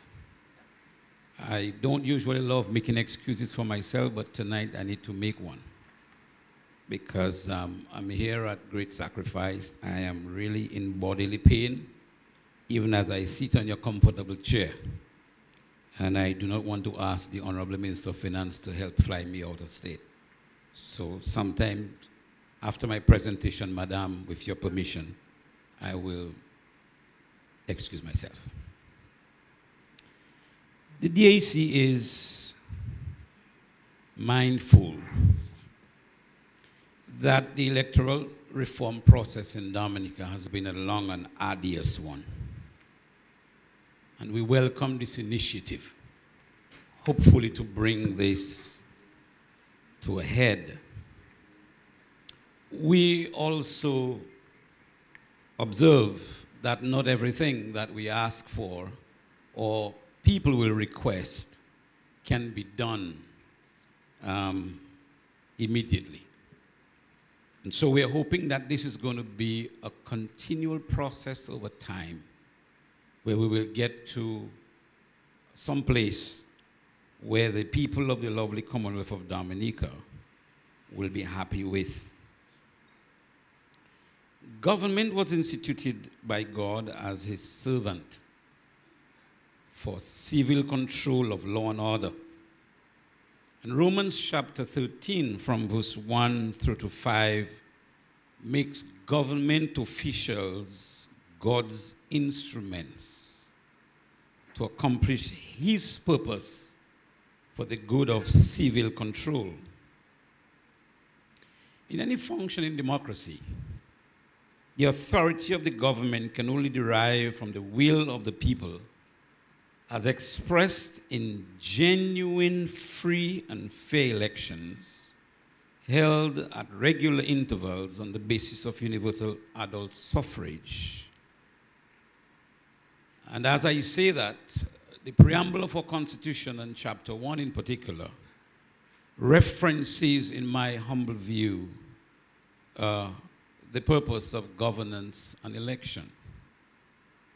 We've listened to many comments over the last few weeks, and in our view, in our executive consultation, we are of the considered opinion that a lot of the comments that we fly over are more emotional comments rather than those based in facts or law. Question of who pay taxes and where your birth certificate is from, and so on, in our view, are emotional statements. Why? Because voting was fought for and some people died for, not because you pay taxes, but because you want to decide who, in the words of a former judge, who your elected representatives are, meaning that voting is for the matter of governance, not for anything else. In a democratic society, we vote so that we decide who governs us. And according to any constitution, who governs us does not govern us anywhere else than within the statutory limitations of the boundaries of any country. In our case, to the north, the Guadeloupe Channel, to the south, the Martinique Channel, 200 miles to the west and 200 miles to the east. That forms our constitutional country. And we need to decide who governs us within that scope, not within where you pay taxes or where your birth certificate is. There are other arguments that we can use for that, but we will rest, and I will, like I said, submit that in our report. We're grateful to the executive branch that we've recognized that we need some form of reform. And I've heard, some beautiful names that we have given it now, but it's reform. And we are glad that we could engage in that process. However, we are concerned that that process should be made not just transparent, but as fair as possible. And so it's our view, from the perspective of the Dominican Association of Evangelical Churches, it's our view that our rhetoric must be such that we must be ready to accept change and compromise and so on. This must not be an argument to win, but rather a discussion to lift up the quality of life of the people of the Commonwealth of Dominica. We have been having this as an argument to win. None of us will win if we continue fighting like this. What we will do is we'll make the country lose. And all of us have opinions. And all of us have strong opinions. But when we come to look at the matters of nation building, we must now look beyond our personal views and look at what is best for the people of the lovely Commonwealth. The association believes, ladies and gentlemen, that while this country is ours to build, and we have assistance from sometimes people overseas, and some of them make barrels even if they go to the thrift shop to send it to us. They send something to their family, really and truly. The people who are here, who are governed here, whether it's good governance or bad governance, these are the people who must have a right to elect who governs them. Those who will get Panadol at Dominica China Friendship. Those who drive on our roads and do whatever else. Those who are penalized for driving on the wrong side of the road, etc., etc. In doing so, and in observing that, the whole question of residency must form the basis of our conversation. And if we don't talk about residency for voting, then we can kiss this thing goodbye. Why? Because the statistics we have tells us, and I understand what you said, Madam Chairman, a Dominican is a Dominican is a Dominican. I happen not to believe that. Because an American who's a naturalized American is not an American, an American, an American. And we can go on and use other nations. So, I can take the night when I'm a preacher, but I don't intend to take the night. Okay? And I'd prefer if you don't interrupt me when I'm presenting. I don't like the manners. Madam Chair, Dominica, they must not have the same right that residents of Dominica have. And that's why we say residency must form the basis of this, because this is about governance. It's about governance. And if we look at this from that perspective, the number of CBI citizens we have already been told that we have, and the population of the lovely Commonwealth of Dominica and those who have voting rights here would probably almost be equal. Just think about it. Just think about it for a moment. So that's what we believe as far as the registration of electors are concerned. We observe, for example, the difference in the definitions in terms of the residency and the absence when it comes to voting, and that we will detail in the document that we're going to send you. The question of national voters ID card, we believe that we should, like Antigua, like some of our sister islands, get into a national voters ID card. Why? I hear people make comments about all of us know each other. I have a feeling that most of us speak that, you know, in the air. I'm from Kulibistri. I vote in Kulibistri. I live in Emzon. I go to Kulibistri to vote and stood in the line last elections. And I recognized probably about 5 out of 25 people. I go to Kulibistri every weekend. Right? Somebody from the polling station, I asked them, who was this person? And all they said to me is, they said they are so-and-so. There's a friend of mine who I met in the voting line who I hadn't seen for 12 years. Never been back to Dominica for 12 years. And I spent time connecting with him, and he was there to vote. You have wisdom. Just think about it.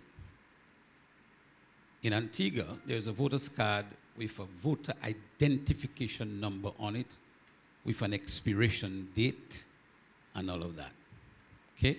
Check it out. I'm sure you can see that. That makes sense from the perspective of eligibility, the fact that you are there, and the fact that we know who you are. I don't necessarily believe that we have to go into fingerprinting. Fingerprinting might be one of the ways to say who you are. But I believe that we have to establish some form of identification as to who is who when we go into that polling station. All right? I believe that is absolutely necessary.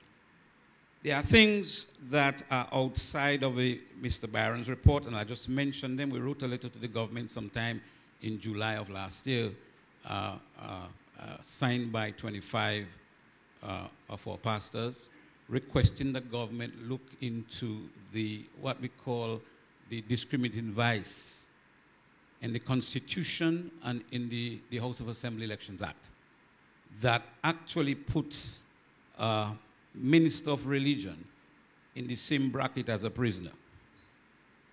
So a prisoner is not allowed to contest elections, and a minister of religion is not allowed to contest elections. I heard Mr.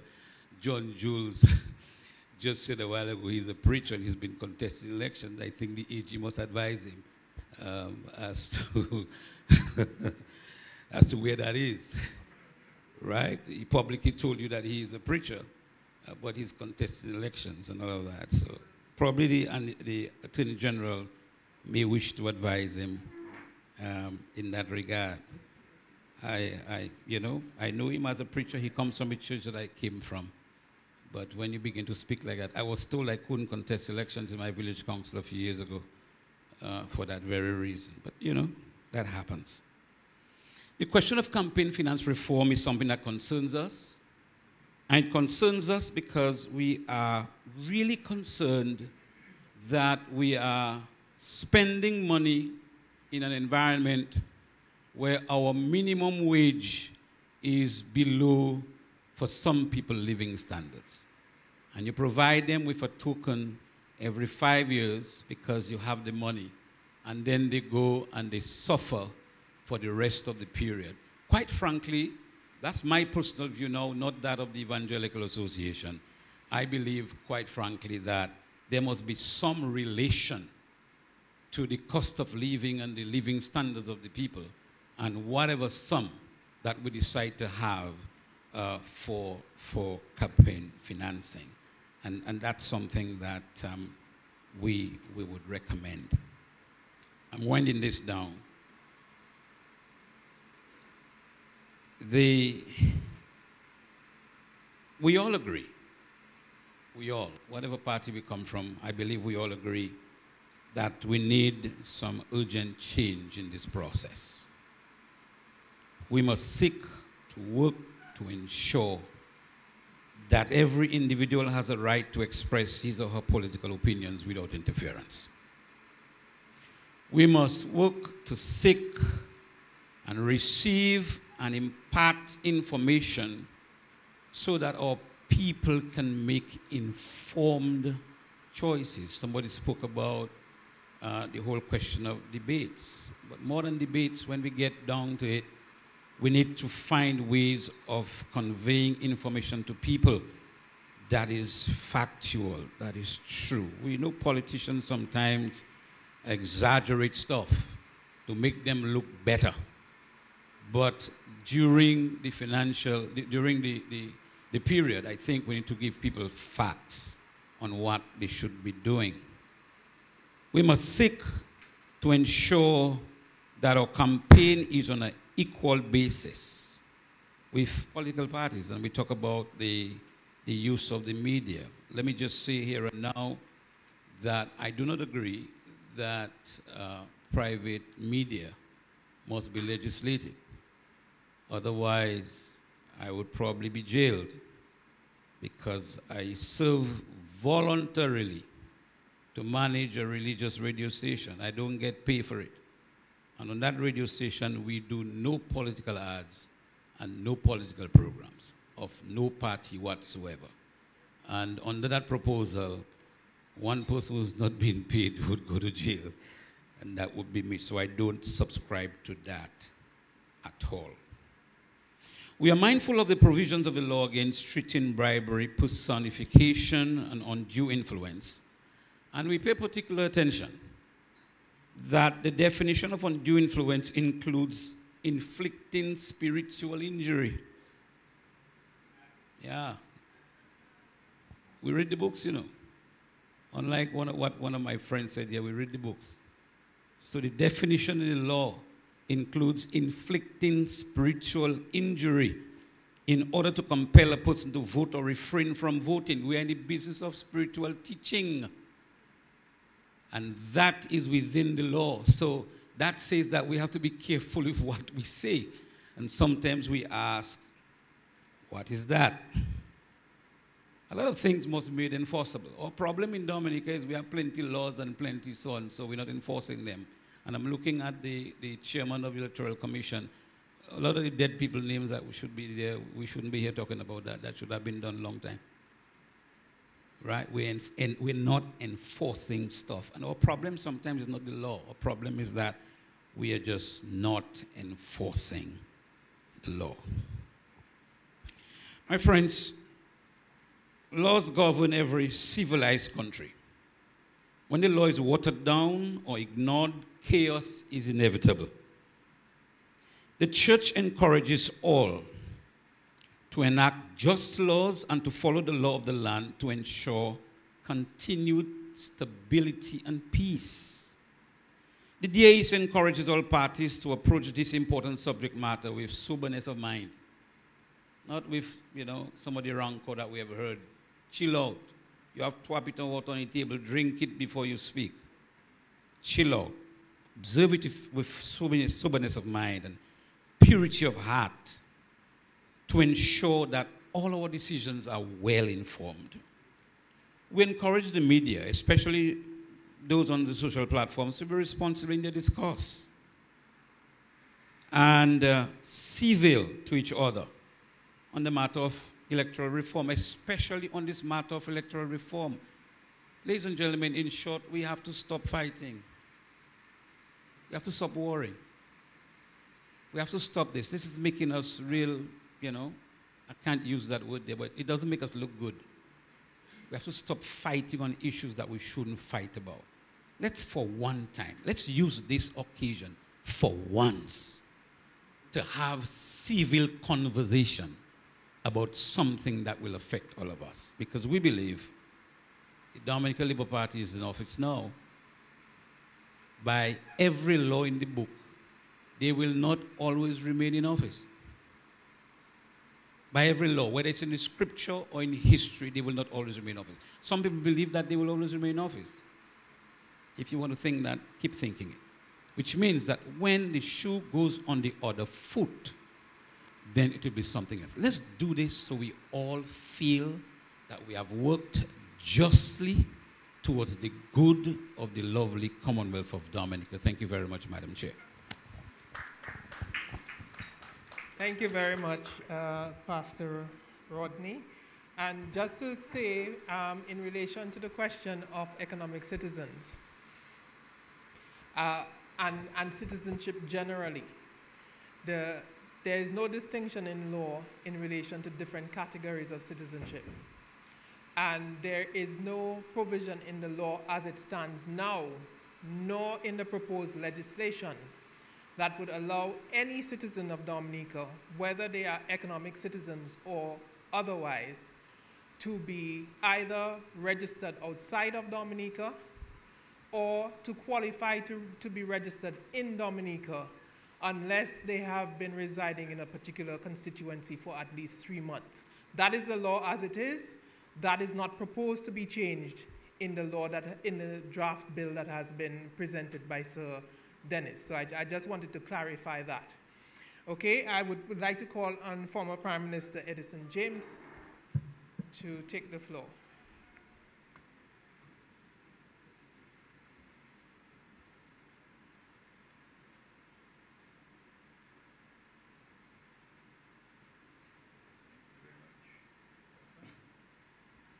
Thank you very much, Madam Chair.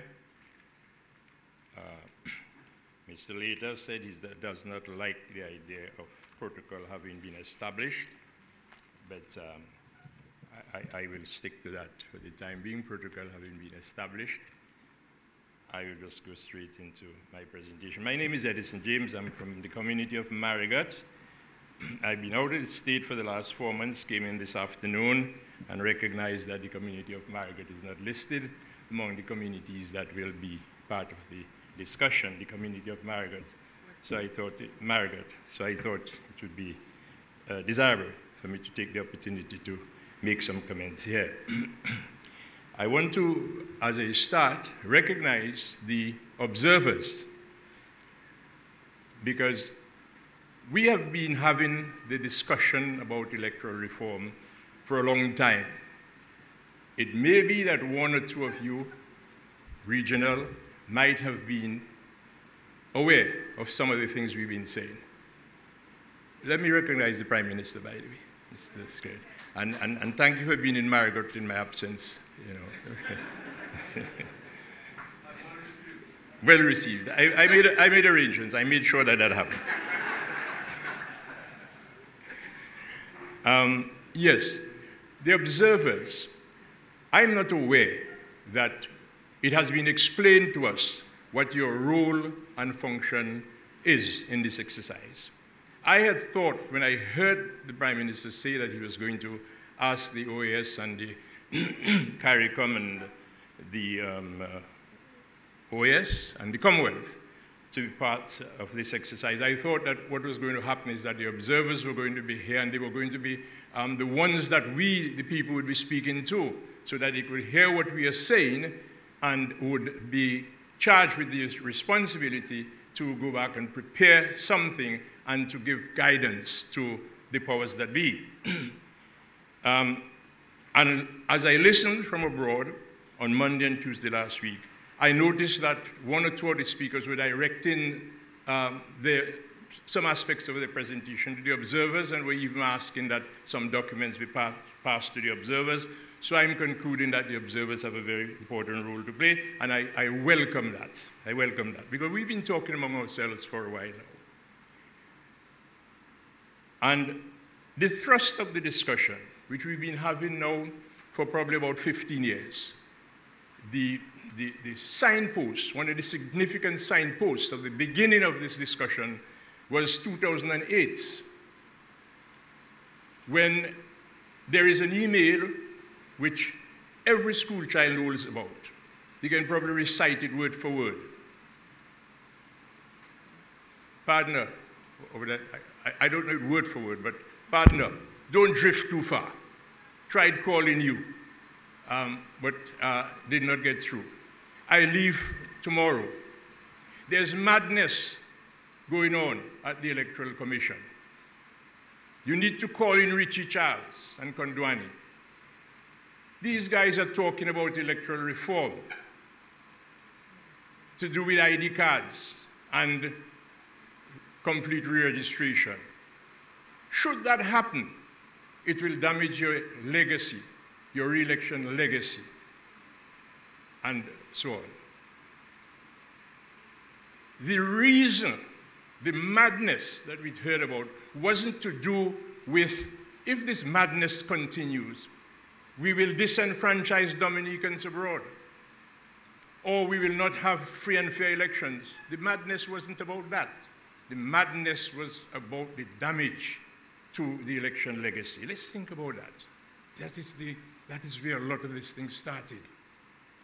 Because the Electoral Commission, the authority, which has the authority under the Constitution for registration and for the conduct of elections, had taken a decision, we are told, to embark upon these two important elements of electoral reform.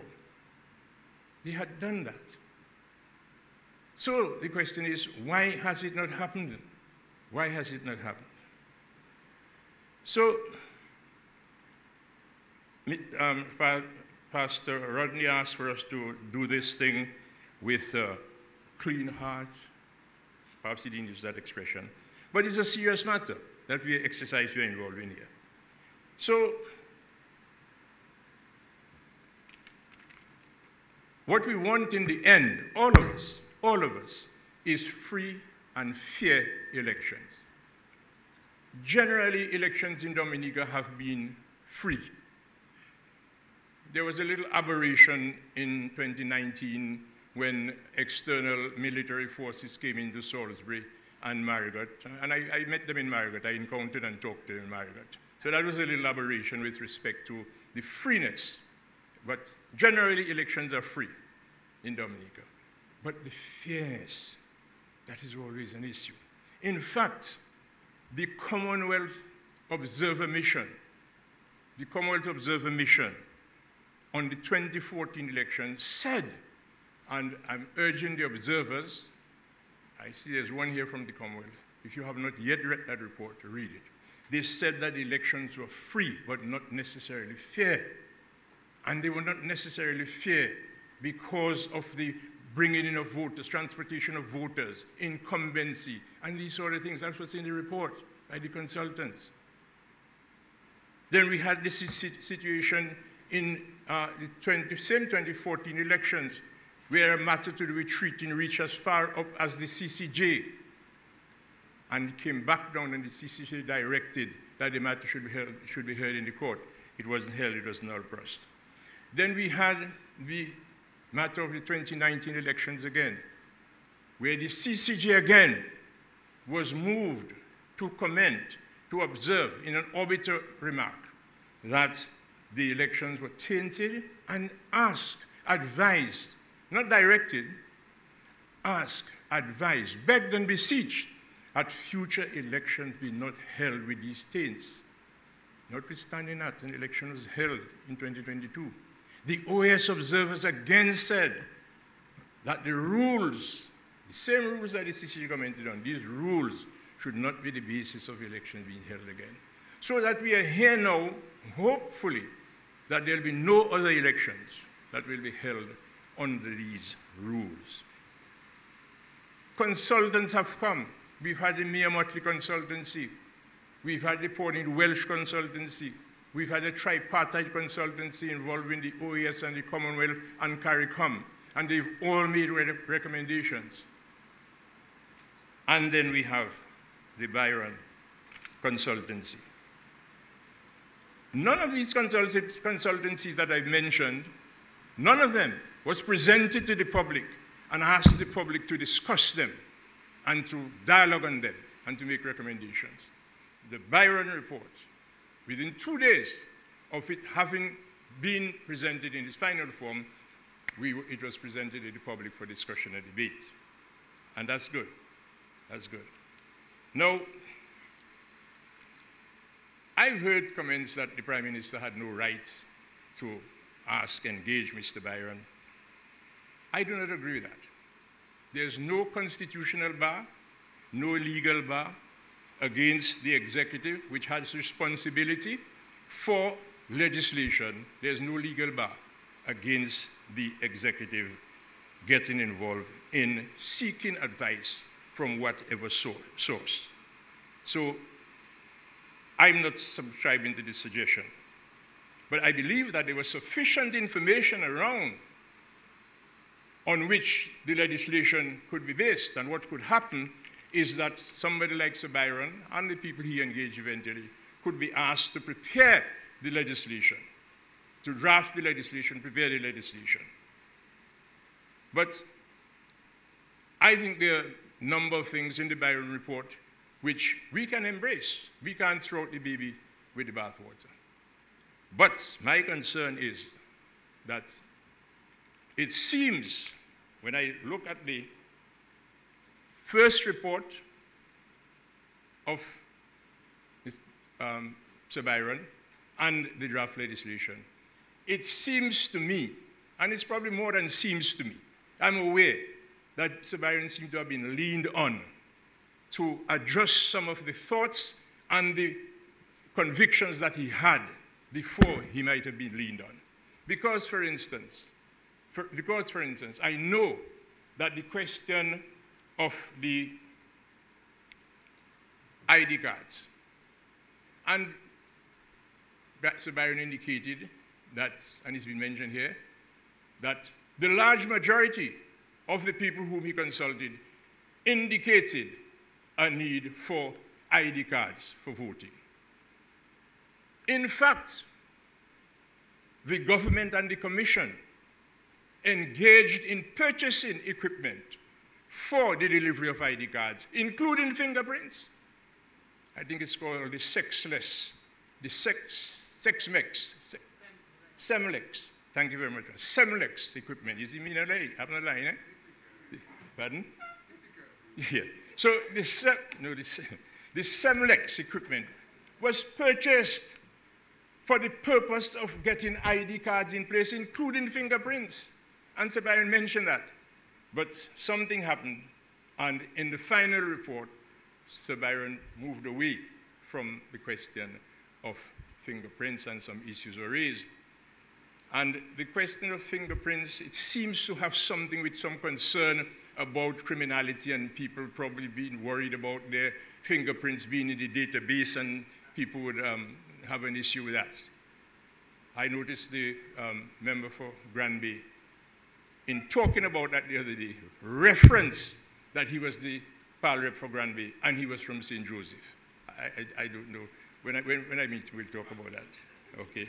I don't know what that was about. Okay? So that matter, the fingerprint, it's clear that the people want, and the commission and the government are interested in us having ID cards with fingerprints. This idea that we can use the passport and we can present the passport is flawed, because a passport has your name, it has your photograph, yes, but that doesn't mean you cannot go to a polling station, you present your passport, yes, that's you, your name is there, your photograph is there, the name there is Edison James, yes, so you're allowed to vote based on that. But you go to Bellevue Chopin, and you'll probably find an Edison James there with the passport and the photograph, and you cannot deny. And I see the former Minister Darry shaking his head because he knows there's an Edison James in Bellevue Chopin. The chairman said he doesn't look like me, so she knows him as well. Okay? So that would be an issue. That would be an issue. So we need the ID cards with the biometrics, fingerprints or facial recognition or what have you. So when you come to the polling station and you present your ID card, and we're talking election modernization, and I'm understanding that modernization would mean that we are able to vote with some electronic assistance, that you place your ID card on top of some machine, it reads it, and it will pick up your registration number, it would pick up your polling station, and all these other things. So there'd be no issue. So I believe strongly that is what we should be going with. The question of residency. question of residence. There's been a lot of talk that we shouldn't disenfranchise. Remember I said earlier, the email did not say if the election reform happens that people will be disenfranchised or anything like that. It says about legacy. So the question of residency. Mr. AG, I'd like you to help me here. It seems to me that, and we hear talk about people, our Dominican brothers and sisters overseas, and they send back barrels, and they make remittances, and these sort of things, okay? I agree with this notion that that is not the basis on which we should be determining whether somebody should be involved in voting or not voting, and so on. And then they send back barrels, they're so rich, they send back barrels, they make, give remittances and so on. I heard an advocate of the Labour Party some time ago on radio said that in justifying assisting people in coming back to vote, paying their wages, he said, well, we help some of the poor people because they can't afford. And I said, well, if you can't afford to come back to vote, how you can argue that your right to vote is based on you sending remittances and you putting money in the bank and so on? I question that. But the person who said it, he said it with such Christian clarity that I said he's probably correct. He said it with a lot of Christian clarity. So, Mr. AJ, I said I want you to help me. Because it seems to me not every Dominican is entitled to vote. A 17-year-old is not entitled to vote, but he or she is a Dominican. 16-year-old entitled to vote, but he or she is not a Dominican. Who prevented that? We, the people. We, the people. Because in our Constitution, it starts with, whereas the people of Dominica, and that Constitution goes on at section 13, which the AG referenced earlier, to say, section 13.2, I think 33.2, to say that, 33.2a, every Commonwealth citizen of age of 18 years or upwards who possesses such qualifications relating to residency or domicile.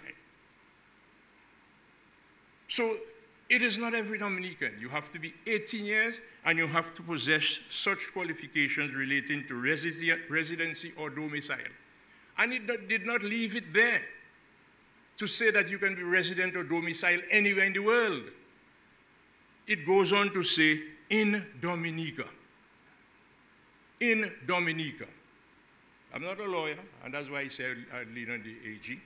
So, then what we did in the legislation which exists now, we segued from residency to absence. But absence is not residence. And I heard someone say that you can be resident in two places. It might be so. But this constitutional provision says you must be resident or domicile in Dominica. So the question is, are we not, by taking a position that we can segue from residency to absence or presence, are we not finding here some tension, as you lawyers would see, between this provision and the lawyers? I'm being told that's the law now. But we just heard that in Canada, what was the law for so long was found to be constitutionally wrong in its operation. So because it's the law now, doesn't mean that if a challenge is made, for instance, or if it is recognized that there's a problem here, that you will not be forced to change the provision in the law that you're making. So I'd ask the AG to help us here. The chairman keeps talking to me, keeps talking to me, okay? It's not the first time we've had this, the chairman talks to me when I'm talking, but that's all right. So I would like Mr. AG, I think I heard you, to address this for us. So I believe that we may be in breach of our Constitution by segueing from residency and domicile to absence from Dominica. And then with respect to the confirmation, I've heard it said, we've been pulled up and said, look, no registration happens outside of Dominica. But there's proposal in the legislation, in the proposal from Sir Dennis, that we do the confirmation out of Dominica. There's provision, I think, for the Electoral Commission to establish 4 centers or something so out of Dominica. And for confirmation, there's no way that the Electoral Commission establishing 4 confirmation points can make it equitable for Dominicans who are dispersed around the world. So then I look at Section 13 of the Constitution, Section 13, Mr. AG, of the Constitution, which says, subject to the provisions of subsection 4, 5, and 7 of this section, no law shall make any provision that is discriminatory either of itself or in its effect. Would we therefore not effectively be saying that we are discriminating against the person who is in Guadeloupe if we do not have a center there? But we have centers in Antigua, and we have centers in New York and Canada, but we don't have centers in Barbados or someplace. So are we not going to be discriminating against the people in that regard? I believe all confirmation should be done in Dominica. All registration is done in Dominica. All voting is done in Dominica. So I would suggest that all confirmation be done in Dominica. Media access. I believe that the private media should also be brought into the picture, because we are talking about free and fair elections. It cannot be fair elections if the state-owned media, yes, all the political parties have access, but the private media denies access to one political party while the other political party or two have access. So I believe, and then I think again, that they would be discriminating, that private media would be discriminating against that particular political party on the basis of its political position, which is forbidden by the Constitution. The private media has to pay a license to operate, which means it's paying a license because it is deemed that it is using the property of the state. It has to pay a license. It is using OA waves. That is why it's paying a license. So that property of the state is the property of all of us. So it should not be able to discriminate in that way. They would have to be paid, of course, whereas the state could decide that the state media must give the service free, but the private media, they would have to pay. But I believe the private media should be brought in the picture, because we are practical people in Dominica here.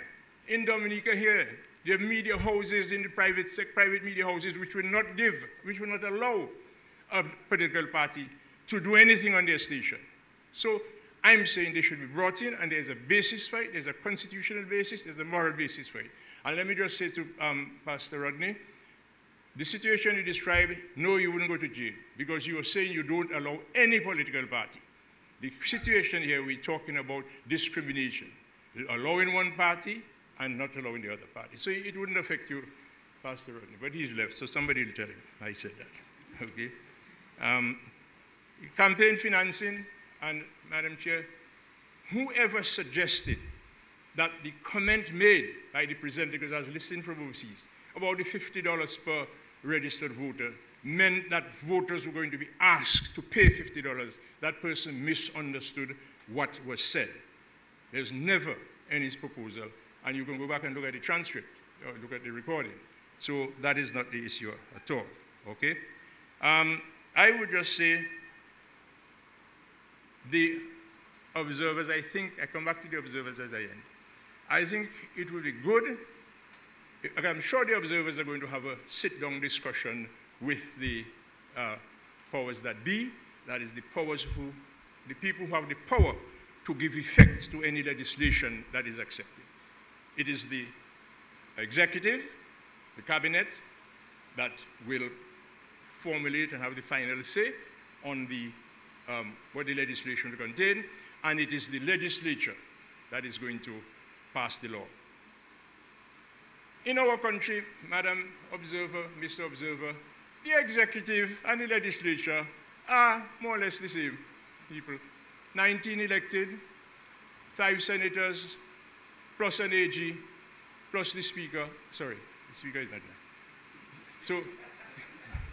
there. So it's the same people. So they're all listening to us. Most of them are listening to us here now, which is good. So they'll hear firsthand. But it's important for perhaps the opportunity to be taken by the observers to sit down with, quote unquote, the other side and have a comprehensive, through interaction before you leave and before you finalize your report. And that report, we expect, will be made available to the general public. I really am so happy to see you here, the observers, and all the others. I thank you for the opportunity. And I want to say that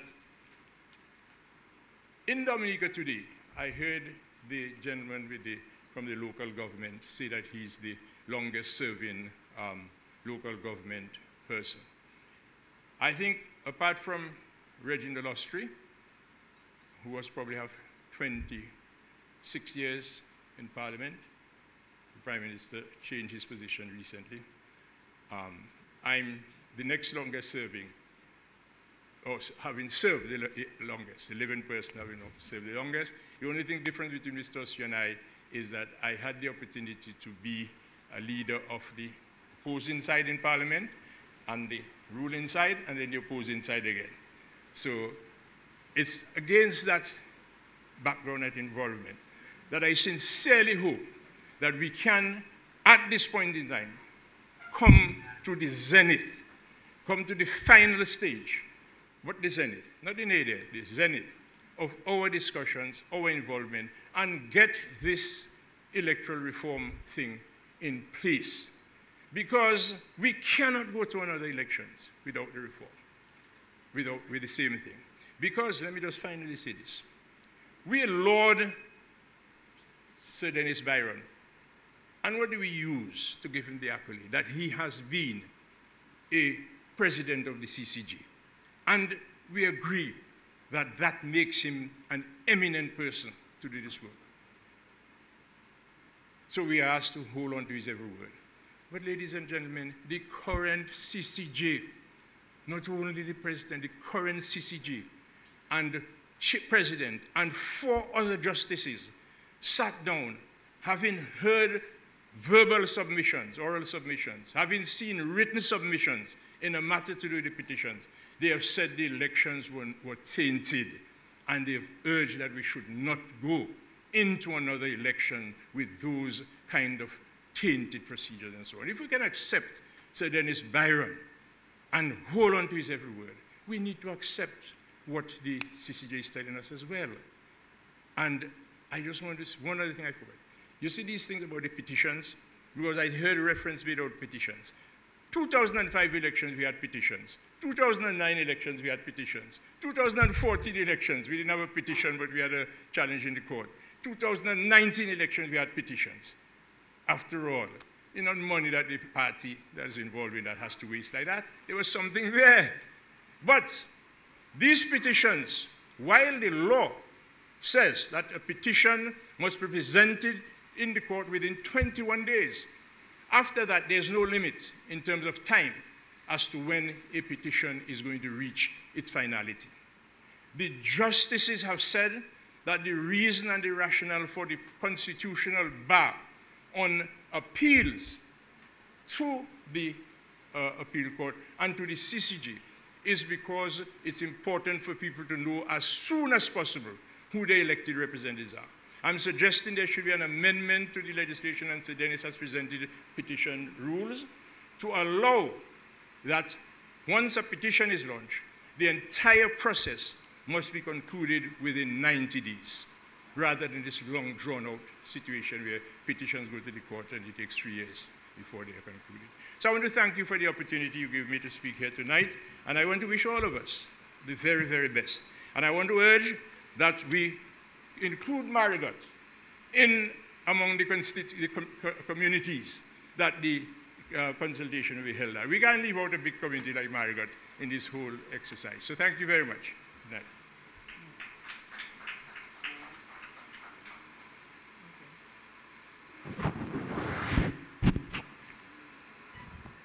Thank you, Mr. James, for your contribution. I'm sure that there's a lot of what you said that will probably be responded to by others. But if I may, at this point in time, sorry, I think the AG wants to just speak to one point. Yes, just on the issue of the residency and domicile. That obviously is if it had to be taken to its end conclusion, would be a drawn-out legal argument with both sides presenting their views. But just in short, just a definition of domicile. There may be others, but this is one here. The country that a person treats as their permanent home or lives in and has a substantial connection with.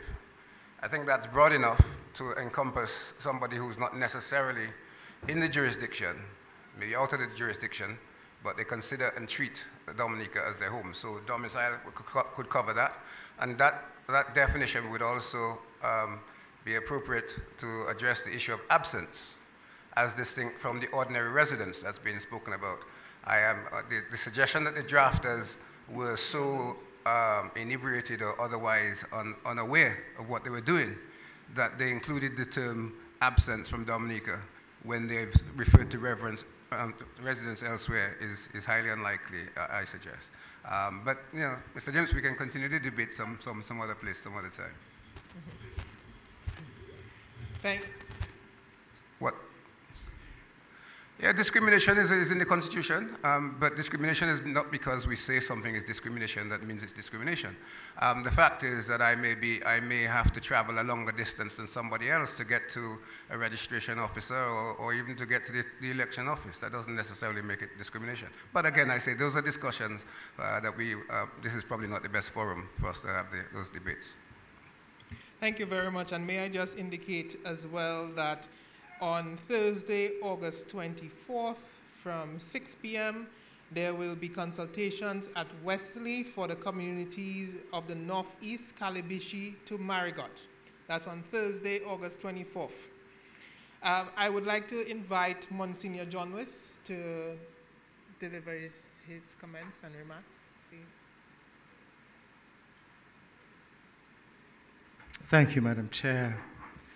Honorable Prime Minister, Honorable Ministers of Cabinet and Parliament, Honorable Attorney General, distinguished observers, and other invited guests,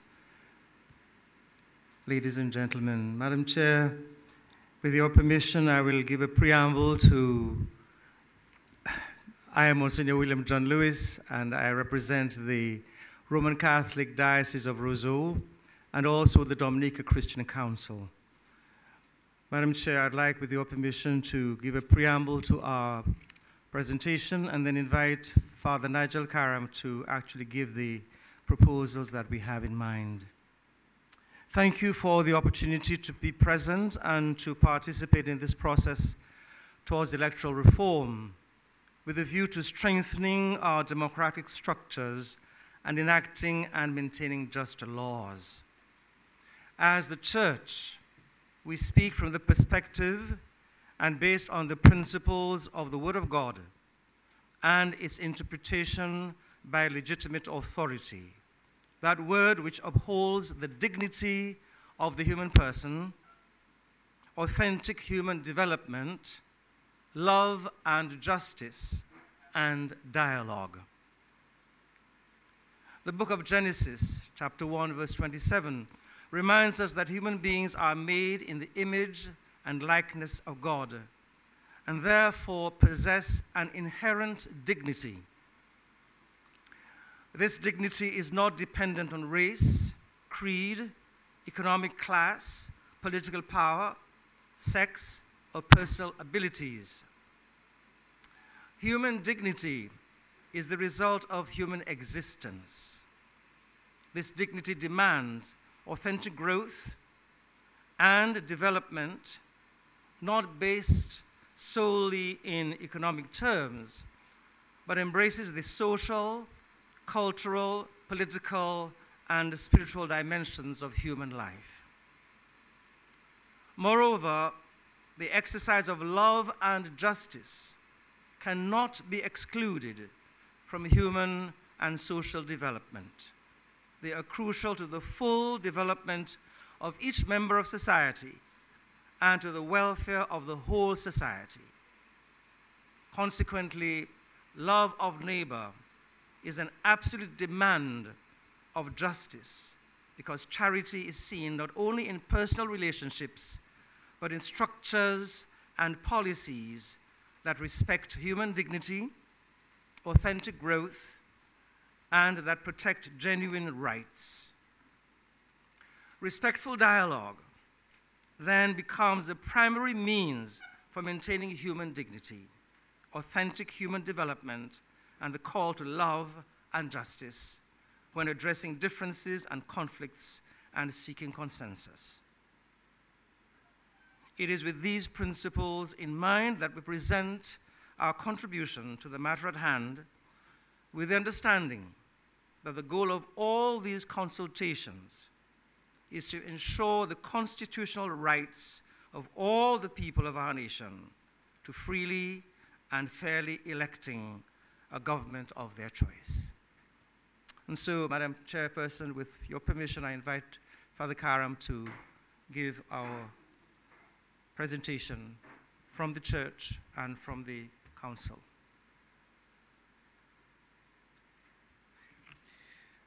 I am Father Nigel Karam and a member of the Dominica Christian Council. 2 meetings were held by members of the Dominica Christian Council.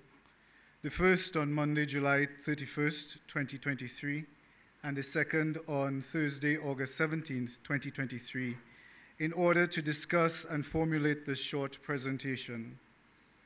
At both meetings, members of the Dominica Methodist Circuit, the Roman Catholic Church, and the Anglican Communion were present, including the president of that body. The current president of the Dominica Christian Council, Reverend Mona Christmas Fraser, is unable to be here tonight as she prepares to leave our shores tomorrow for a new appointment. It was agreed at both meetings the following. The Council recommends the need for a more prominent role for the Electoral Commission in guiding this entire process of consultations. However, after having understood that the proceeds of the rounds of consultations will be delivered to the Electoral Commission and perhaps other members of civil society and church for their consideration and appropriate action, the Dominica Christian Council believes that this will redound to a more independent and transparent outcome. Furthermore, regarding the draft Electoral Commission Bill of 2023, the Dominica Christian Council supports and welcomes the revised composition and expansion of the Electoral Commission. The DCC further supports any revision of mechanisms that will allow the Electoral Commission to be fully and independently financed to ensure more efficient and autonomous functioning. As it pertains to the draft Registration of Electors Bill 2023, members of the Dominica Christian Council recognize the financial dilemma of whether to issue a multi-purpose national ID or a specific voter ID for purposes of elections. The members agree that the option for a specific voter ID card would be more beneficial and better ensure one person, one vote. Sir Dennis Byron himself indicated his 4 observations and/or reservations, page 25 of report number 1, even while maintaining a national ID in the legislation itself. He called for further consultation. We refer especially to his final remarks on the matter, which refer to the constitutional parameters of the Electoral Commission. Members further agreed and supported the mechanism suggested to facilitate confirmation of eligible electors on the register of electors for its cleansing. The Electoral Commission would then enable members of civil society and church to monitor this process more closely. The proposals for the expanded Electoral Commission would then be able to more closely monitor this process.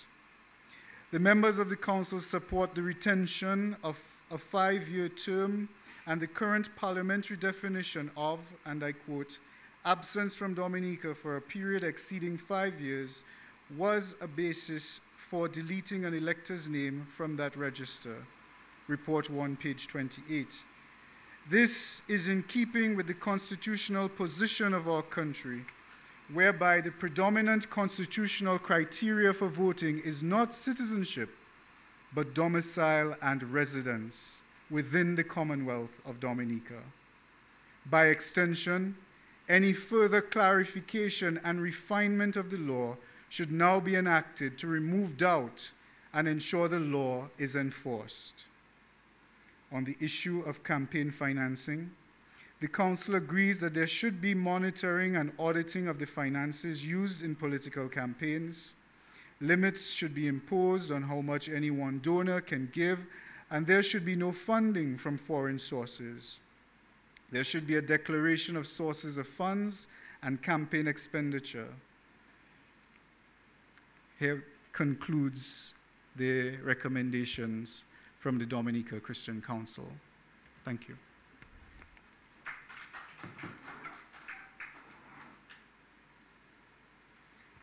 Thank you very much, Monsignor John Lewis and Father Nigel Karam. I would like to give the floor now to Fire Landa, who will be followed by Yannick Regis, Natalie Murphy, Ezran Charles, Maurice Cyril, and Monsignor Thomas.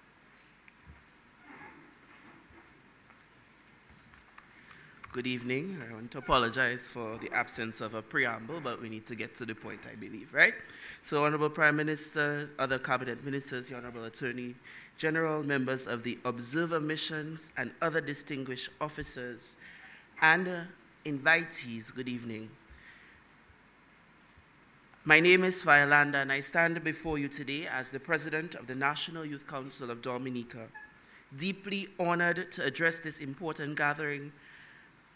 Our purpose here is not merely to discuss the idea of youth involvement in the electoral reform process, but to recognize it as an imperative for the future of our democracy. We further recognize that the Sir Dennis report is filled with many recommendations, and these consultations will seek to find a definitive common ground towards this process of electoral reform.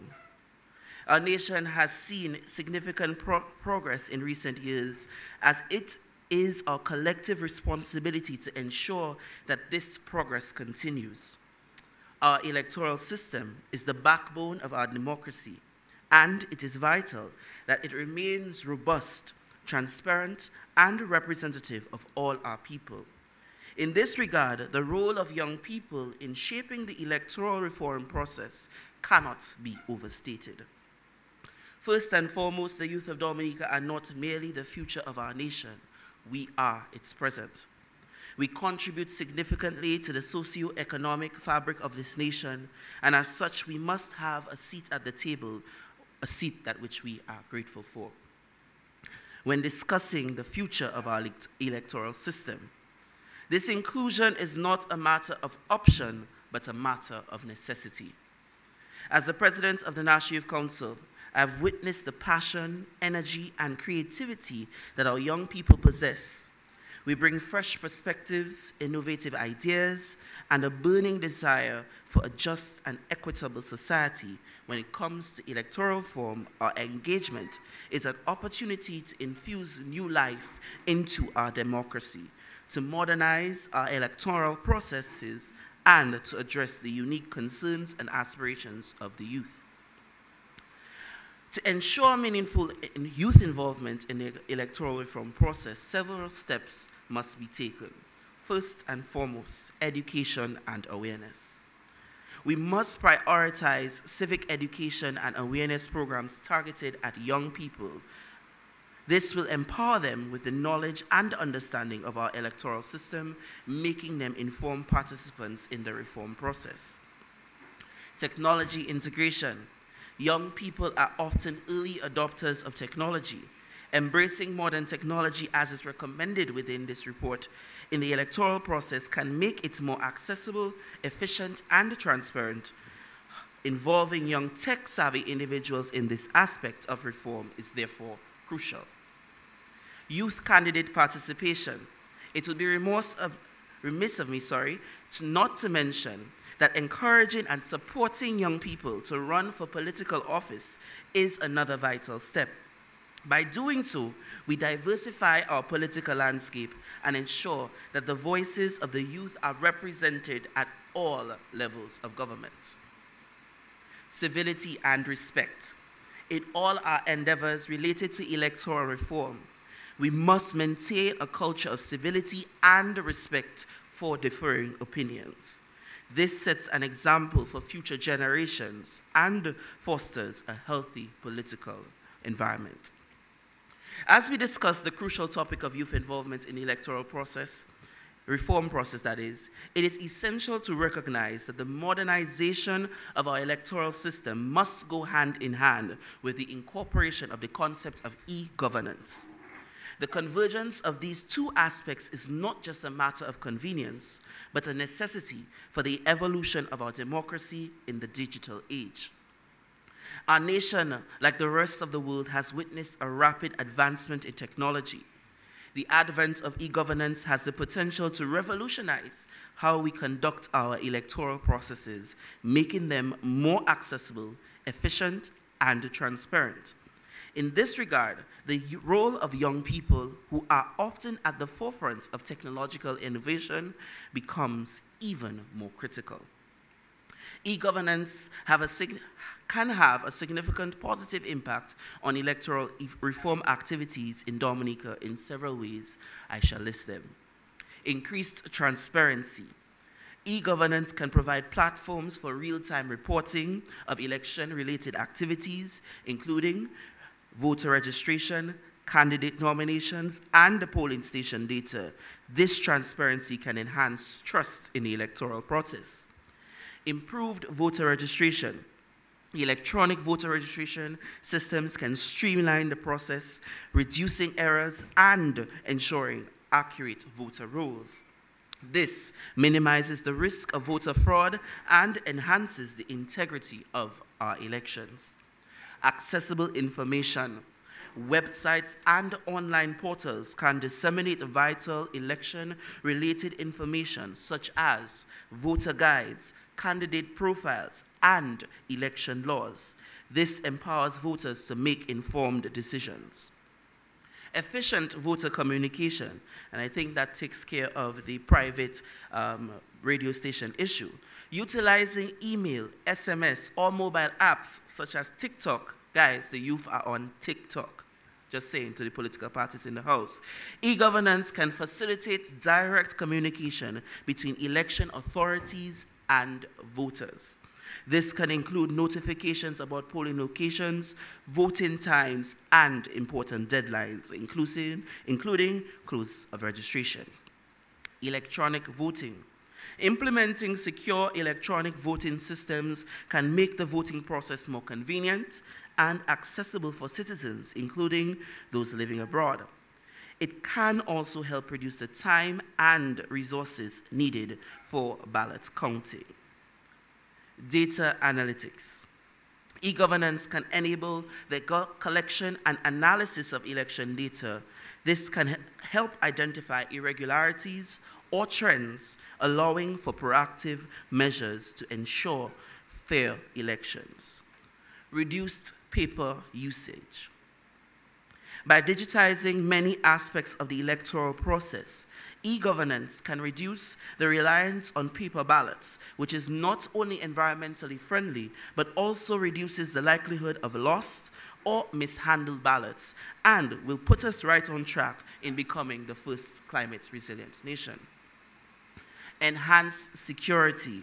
Robust cybersecurity measures can be implemented to protect electoral systems from hacking and cyber threats, ensuring the integrity of the election process. Remote monitoring.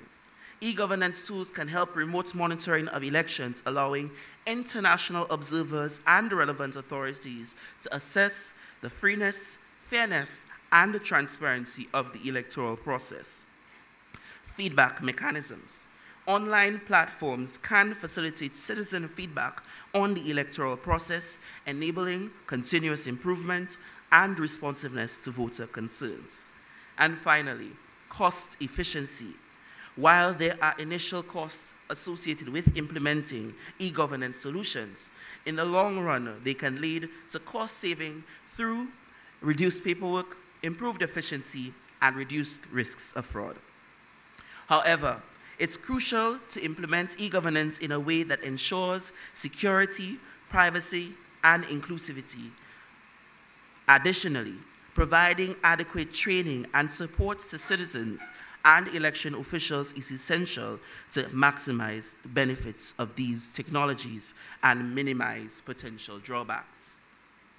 In conclusion, ladies and gentlemen, the involvement of young people in the electoral reform process is not just an option, it is a necessity. We are the change makers of today, and the decisions made in this process will shape our nation's tomorrow. Let us work together across generations to create an electoral system that is inclusive, transparent, and just. By doing so, we will not only strengthen our democracy, but also lay the foundation for a brighter and more prosperous Dominica for generations to come. I finally put out a call to young people. Your voice matters. It's not just a cliche, it's a crucial reality. This is your call to action. Vote with purpose. Show up on election day. Your vote is your power. Engage in dialogue. Participate in discussions about electoral reform. Empower others. Encourage your peers to vote and get involved. Stay informed. Stay updated on current events and policy changes. Informed citizens are essential for thriving democracy. And finally, advocate for change. If you see shortcomings in the electoral process, don't stay silent. Advocate for reforms that promote transparency, accessibility, and accountability. Your generation, and I say our generation, holds the key to shaping our future. We need to be the change makers, the reformers, and leaders our country needs. Get out there, be heard, and make a difference. Thank you. Thank you very much, Mr. Lander. Can I please call on Yannick Regis? Can we have a mic, please? Hello, good night to everyone. Protocol being established, my name is Yannick Regis. I'm wearing the cap for a number of different sporting associations tonight.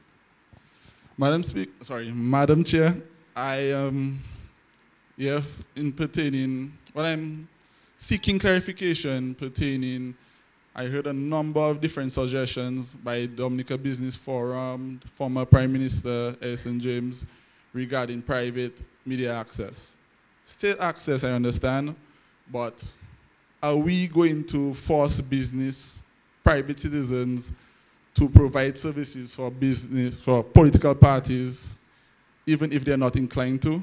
And if so, Madam Chair, are we going to extend it to truck drivers, buses, T-shirts, and other paraphernalia businesses? Are we going to force bus drivers to transport people to different rallies? Is it that route we are going down? If so, I don't think that is the way to go. Thank you. Thank you very much, Yannick Regis. Just to indicate that what the proposed legislation now provides for is in relation to state media, and the suggestions are from presenters that it should also apply to private media. Thank you very much. I would like to ask and give the floor to Nathalie Murphy. Can we have the mic, please?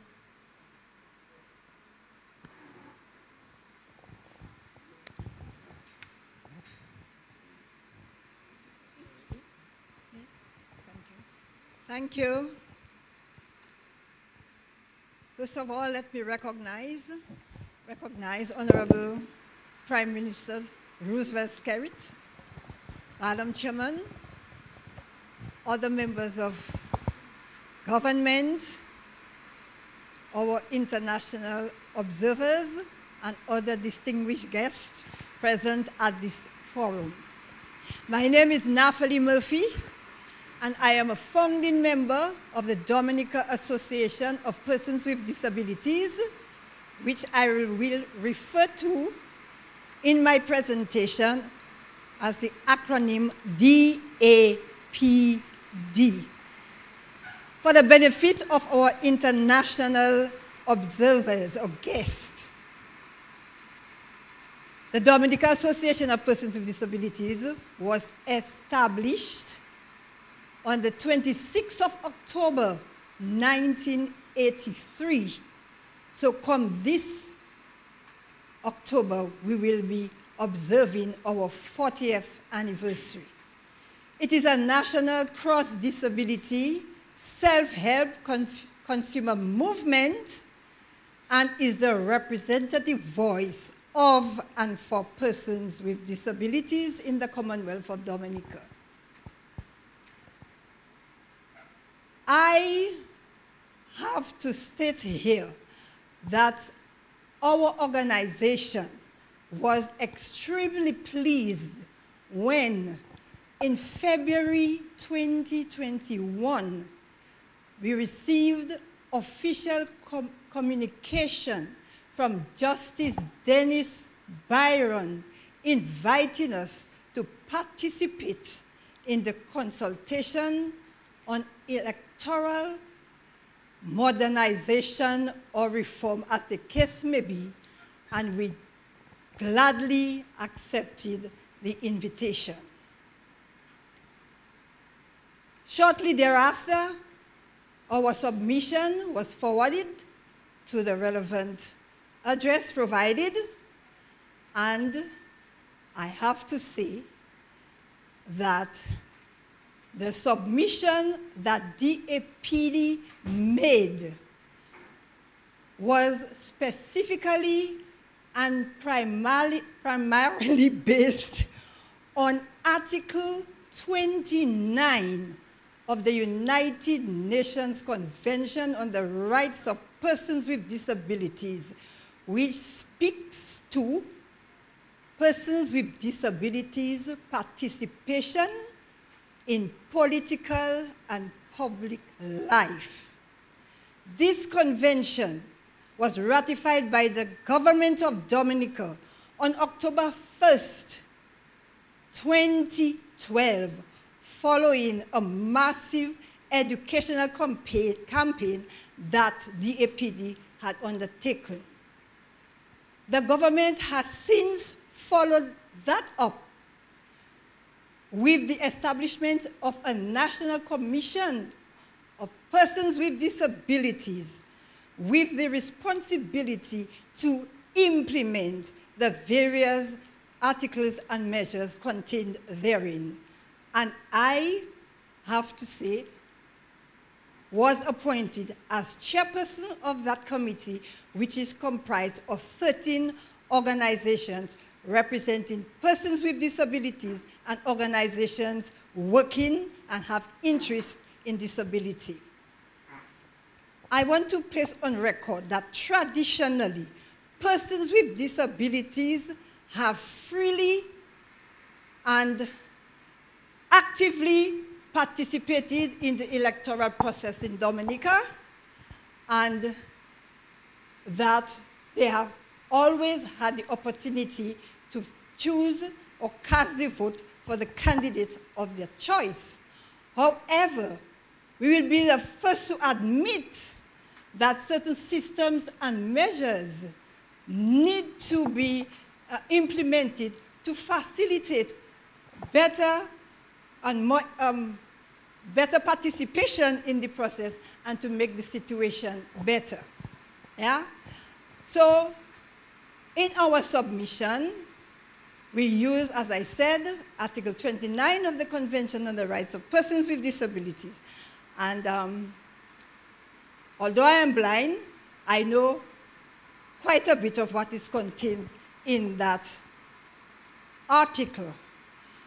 It speaks to access to the physical environment and public buildings, Article 9.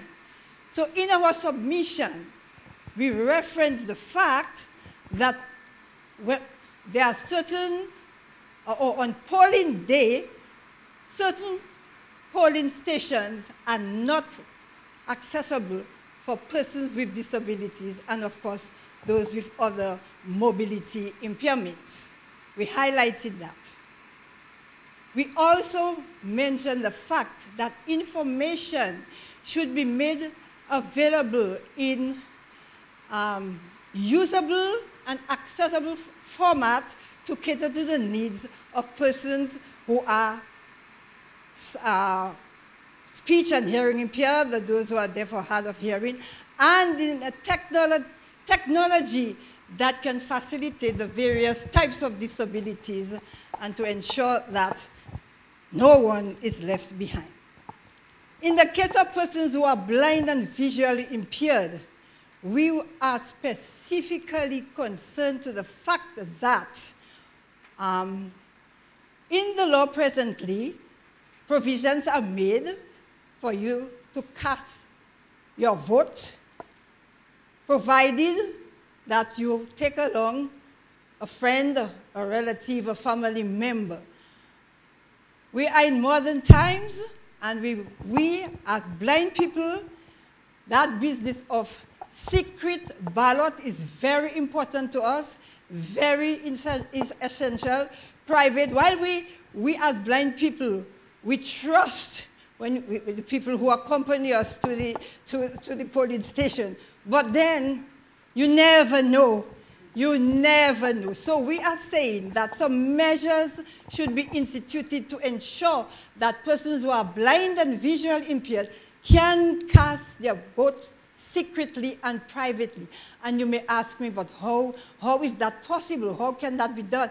No, we have done our research, and we know that there exists in some countries where this has been implemented. We don't have to go very far. And in preparation for this presentation, I made some inquiries, and I discovered that in Trinidad, persons who are blind and visually impaired use a system where they are able to cast their votes privately and independently.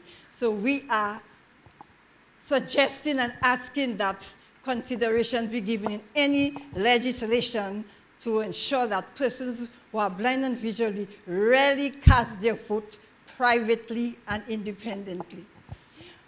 We also look at the, since I don't have a written script, I have to depend on memory. Sorry?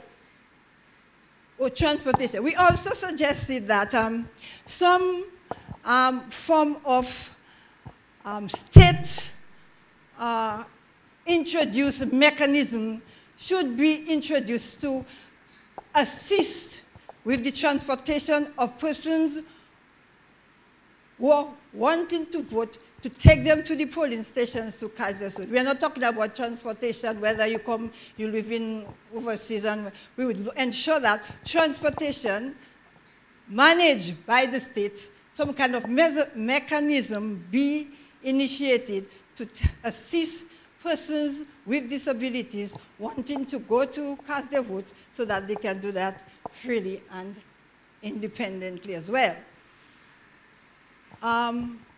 Thank God for modern technology, and the APD was again invited to be one of the recipients of the copy of the report of the Justice Dennis Byron, the hard copy. When the hard copy was presented to us, I was present, and so was my colleague. And when I looked at it, don't tell me I didn't see it, I found it was so heavy. I said, oh my goodness, how are we as the blind people going to go through this huge document? But I was extremely pleased when I heard the announcement that you could go online and you could download the document, which I did the very next day. So I was able to download the document, read as much as possible of it, and search and see where exactly references are made to persons with disabilities. And I saw, and I read, and I listened, because my device, my assistive technology, my iPhone, my smartphone, read to me, and and I discovered, I found that in the recommendation, all it said was facilities for persons with disabilities, which I found to be very vague. So that is why I took the liberty to expand on some of the areas that I previously mentioned. In terms of terminology and language, the Convention on the Rights of Persons with Disabilities gives a definition of what disability means, and I will tell you. It says, anyone with a long-term physical, mental, intellectual, or psychological impairment, which in interaction with various barriers may hinder their full and effective participation in society on an equal basis with others. You can consult the convention and you So when we speak about persons with disabilities, because in recent times we have been hearing all kinds of terms. We have heard terms about differently abled. We have been hearing, oh, a challenge. He has a challenge. He has a handicap. But the Convention on the Rights of Persons with Disabilities, which our government ratified and which has been internationally accepted, defines what persons with disabilities mean. And so that is what we are encouraging, that we as persons with disabilities, we describe us, because words matter, and persons with disabilities take strong offense to when they are referred to adjectives other than what is provided in the convention. So in Justice Barron's report, and I know it also exists, I think it is in the Electoral Act. It speaks of incapacitated voter. My goodness, no, we don't like it. We are recommending that these terms be abolished, removed, and it also speaks about physically challenged or physically incapacitated. So physically incapacitated, what happens to those with the sensory impairment, the intellectual period, just a voter with disability and finish with that.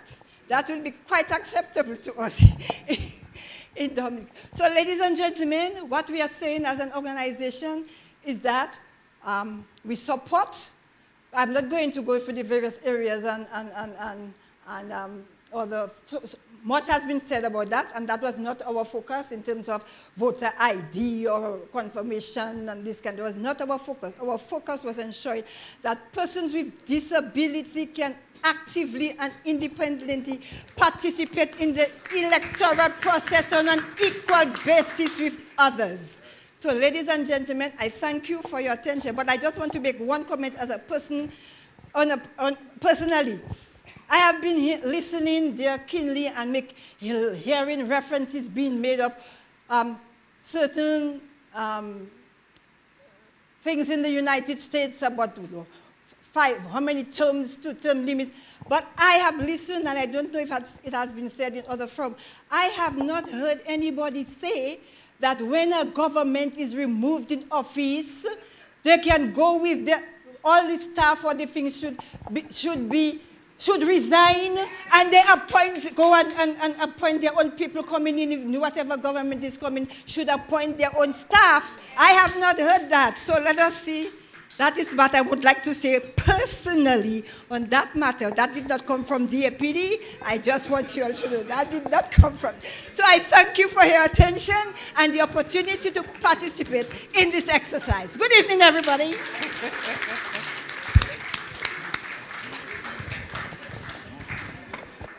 Thank you very much, Ms. Murphy, and thank you for sharing with us a very important perspective from persons living with disabilities. We appreciate that. Can I please hear from Hezron Seraphin?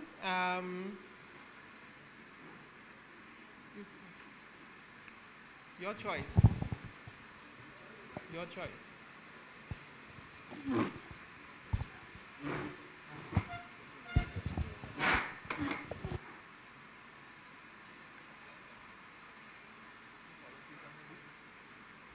Thanks, Madam Chair. Good night. Protocol established. Madam Chair, I promise you I'll be very short. Okay, so I just wanted to make a few points, and I felt it necessary. Okay, on the issue of the special welcome, I should say, to the observers, I think your role is critically important, and your presence certainly is welcome. Of course, we recognize the presence of the Prime Minister and other members of Cabinet. Protocol established. Okay, on the issue of the overseas voters, I think it is important that persons living overseas have the right to vote, or retain their right to vote, I should say. Overseas voters make an important contribution to the country's development. They have been making and they continue to make an important contribution to the country's development. Every Dominican, doesn't matter where you live, whether you live locally, here, or you live overseas, I think every Dominican is a Dominican. And a Dominican who lives overseas is no less of a Dominican than one who lives locally. So I think every Dominican should have the right to vote, and not because somebody lives overseas, they should have less rights than people who live here. In fact, I've heard it said, many comments, or some of the comments have been said here. Some persons seem to reference, that policies here, local policies here, do not affect persons who live overseas. But I beg to differ. I will say, actually, in many instances, local policies here have even further reaching implications for persons overseas than the average ordinary person who lives here. Persons who live overseas, many of them, they have their property here, they have businesses here, they employ persons here, all their monies, all their life savings are in the banks here. Policies that the government pass can affect them just as much as they can affect any local person, and a lot of them, because of the level of the resources that they have here and the investments they have made here, government policies might even have a greater effect on them. So I think that persons who live overseas, Dominicans, ought to have the right to vote also. On the issue of the ID card, I would prefer a multi-purpose ID card. All right? I would like to have a card in my wallet that if I go to the supermarket and I present my card for payment and the cashier asks me to identify myself, that I can also use it to identify myself. I think that if I travel and I need to show some form of ID, that I should be able to use my card. I think it's a waste of resources to have a card carried around for 5 years and I can only use it once in 5 years. I think it's a total waste of resources. Besides that, if I show up at the polling station on voting day, on polling day, and for some reason I couldn't find my card, is that going to be a reason to deny me of my right to vote? All right? I do not think my right to vote should hinge on my presentation of an ID card for voting. Once I can properly establish that I am the person that I say I am, and that my name is on the register, and I am entitled to a ballot, I should be given the right to vote. So whether I present my passport, my driver's license, Once I can establish that that is me, I believe that I should be given the right to vote, and my right to vote should not hinge on my presenting a voter ID card. With respect to campaign financing, Madam Chair, I don't think that the Treasury should be responsible for that. Recently, I heard a certain politician say that he actually, talking on the subject, he referenced that it shouldn't be a problem for the Treasury to give his party $10 million to campaign. I don't think that's a burden the Treasury should bear. And if it is that the decision is that the government is going to fund political parties to that level, I'm prepared to announce that I form a party. And I can tell you there are many persons who will take advantage of the situation and actually try and cash in on that 10 million. I don't think the Treasury should bear that responsibility. In any case, in an era of limited resources, I do not think the government should have to decide between funding a party and building a school in a community or fixing a feeder road somewhere. I think in an area of limited resources, that should not be an issue that the government have to consider. And in fact, I'll submit that any party that's unable to finance its campaign or unable to raise funds for its campaign may not be able to raise funds to run the country anyway.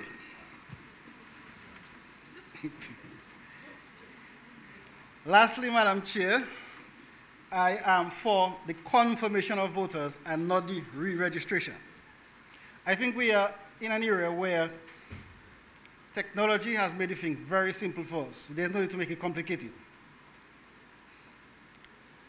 If I was to make up a list, for example, for my employment, if I was to make up a list of 1,000 persons that I wish to sell insurance to, and for some reason I realize that some persons on the list, there's no prospect of selling them insurance, or I no longer have any interest in selling them insurance, there is no need for me to scrap my list.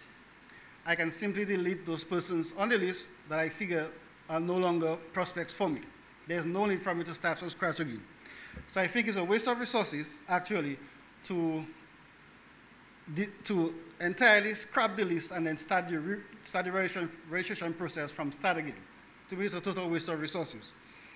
And besides, in a few years' time, if we were to do that, we'll be back to the same point. In the next few years, we're going to have dead persons on the list also. We're also going to have persons who presently are here who would have moved out and start living overseas or would now be living overseas. Are we saying that the fact that we now have persons again on the list who live overseas, that we should scrap the list again and re-register everybody again? I think the process is a process that we can handle without having to do all of that. And it's a very simple process. The technology allows for us to simply delete persons on the list now who do not qualify. It's a waste of time and resources to re-register all of us who are here that we can establish are here and qualify to vote. I do not see the need to remove me from the list and then tomorrow tell me come back and re-register. I think that's a total waste of my time. So, Madam Chair, I'll leave it there, and I appreciate the opportunity. Thank you. Thank you very much, Hezron Seraphin. Can I ask Maurice Cyril to please share his remarks with us?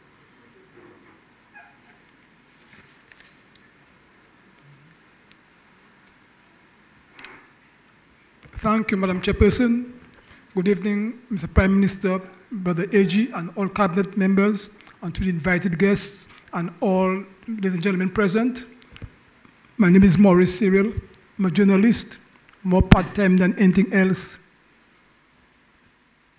So I'll be talking for myself and so I will talk in, that's good enough? I'll be talking for myself, basically, and as a media person. As a journalist, when I write for people to do the right thing. I've been guided by that principle all my life. More than 40 years, I write so people do the right thing. You know, so I've been following this debate about reform for years and years and years. And there's only one motive behind that, as far as I'm concerned. In the book of Ecclesiastes, chapter 7, verse 29, it says, God made us simple, but we have made ourselves complicated. And now in that complication, greed, selfishness, power, and all the things that cause problems in the world because we have made ourselves complicated. The other thing, the will has been invented, the will. It goes wrong. And no matter what we come up with here, it cannot be reinvented.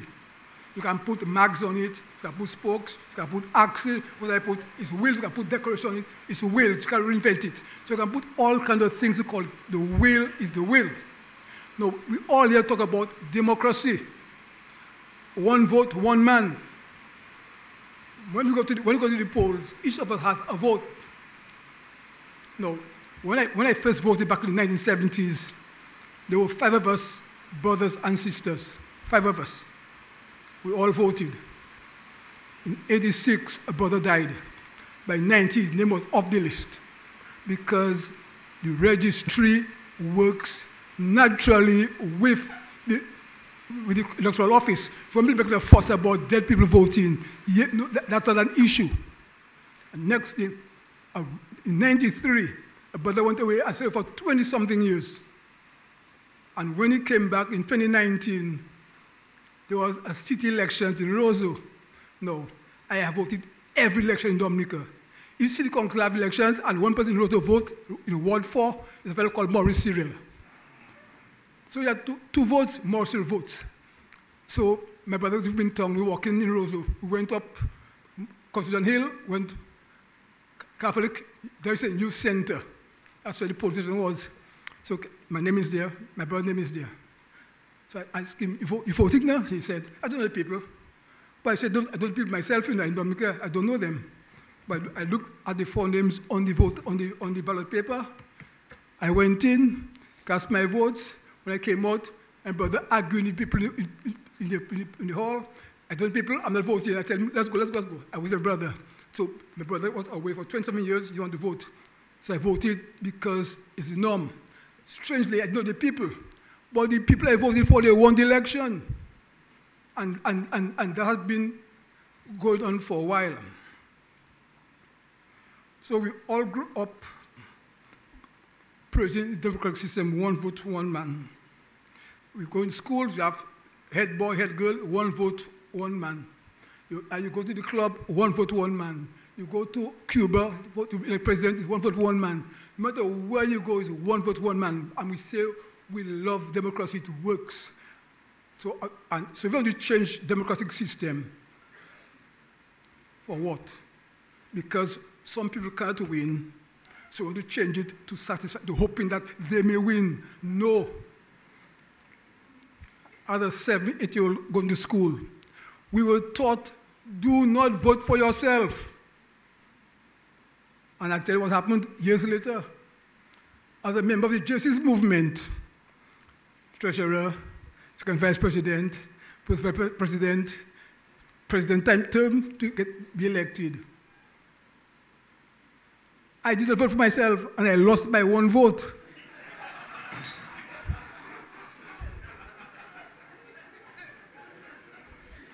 Yeah. And it happened to me after that again, you know, because as a youngster, you go to school, courtesy, good behavior, respect people, and things like that. And so the teacher or the priest gives you a notion, and it stays there, and you go up here to do the right thing. To do the right thing. And so, and that happened. No, I told a journalist colleague, a young man, some weeks ago, when the Prime Minister was asking for the report from Sir Byron and was taking time to come, I say, you know, I think Sir Byron looking for something to help the opposition forces. That's why he can time searching, because no matter where he looked, presidencies here, Commonwealth, OECS, Australia, everybody doing the same voting, 1 vote, 1 man. But here we tried to look for something, so he came up with things like, well,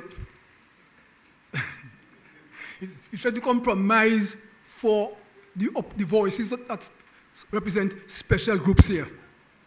Compromise. So you have, for 5 years, I come down 50 to 90 days to qualify to vote. My brother said he was away for 27 years. When he came back, his name was on the list. And he could have voted this up in Roseau in Ward 4. And so the concern about names of the list, that never worked. Why want to change it now to prove what? It has never worked. You go away, come back, my sister with the storage came back, and I'm on the list. I don't tell you how to. Why you want to change that? That's me. I'm talking to anybody there, you know. I bought campaign financing 30 plus years ago. One of my godson's initials were MAP. I told his father, you know, we're talking politics. And you for a party, you're going to call it MAP. MAP means Man Against Progress. Or you can say Men Against Progress. And the way the world is going right now with all the LGBT and same-sex and home, things like that kind of progress we knew from early o'clock, that kind of progress, we have no truck with that, no progress. And so if the government decides to finance political parties, I can some of my friends register in a party, Men Against Progress, to get our campaign financing from the state. Okay, so if they want to finance political parties, I am going to form my party also, get my group, and we're going to have a party, political party.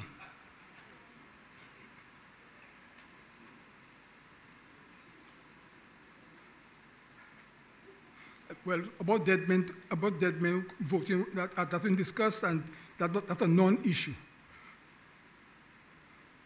I'll stop there, getting late, with one other quote. Just one other quote.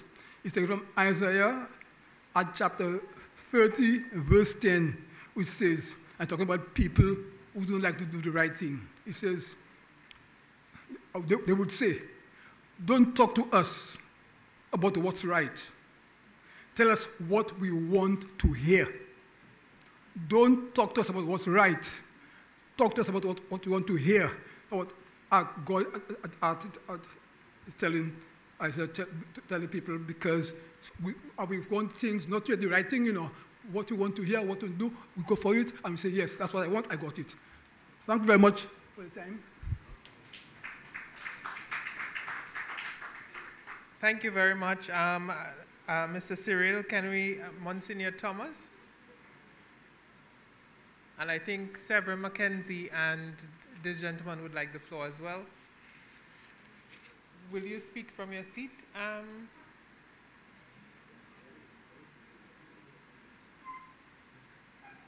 His seat.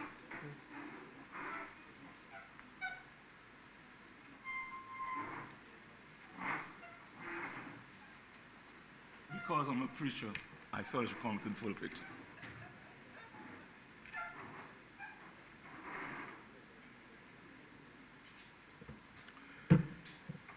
Madam Chairman, Chair Lady,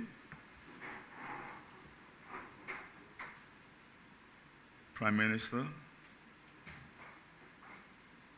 observers, welcome to our shores and enjoy our people and the national isle of Dominica.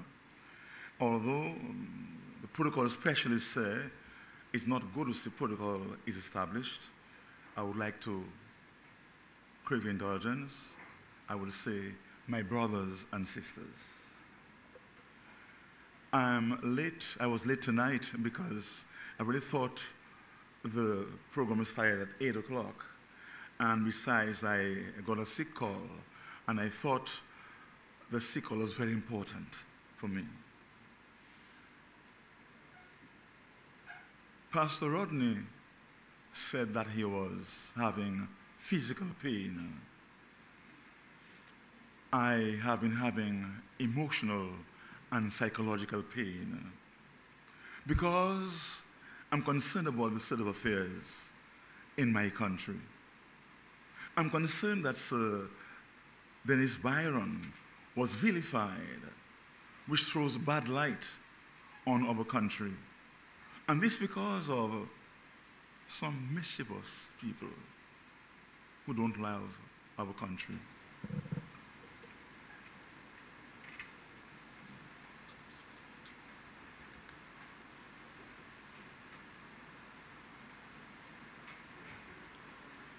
It's a problem of technology.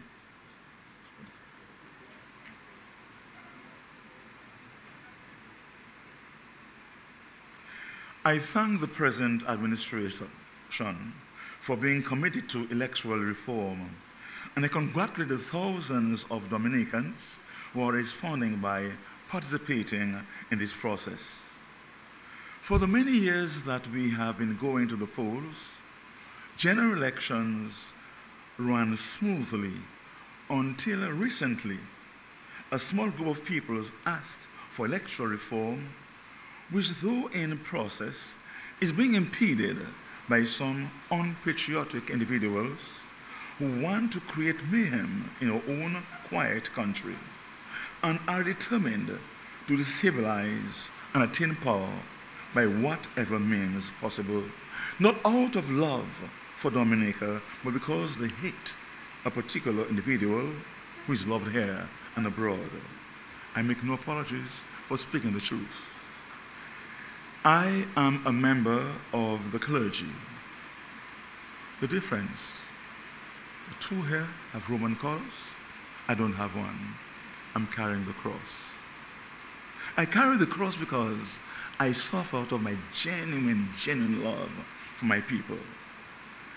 I am a member of the clergy, but I don't represent them. I speak as a person with the welfare of my country at heart. I'm in total agreement with electoral reform. And here's some of my thoughts. Those presenting themselves for public office should be literate enough and of sound mind. Perhaps they should be asked to have a psychological evaluation. I don't believe in a virtual constituency. This is an exercise in futility. We should no longer talk of Dominican diasporans, but rather Dominicans living abroad.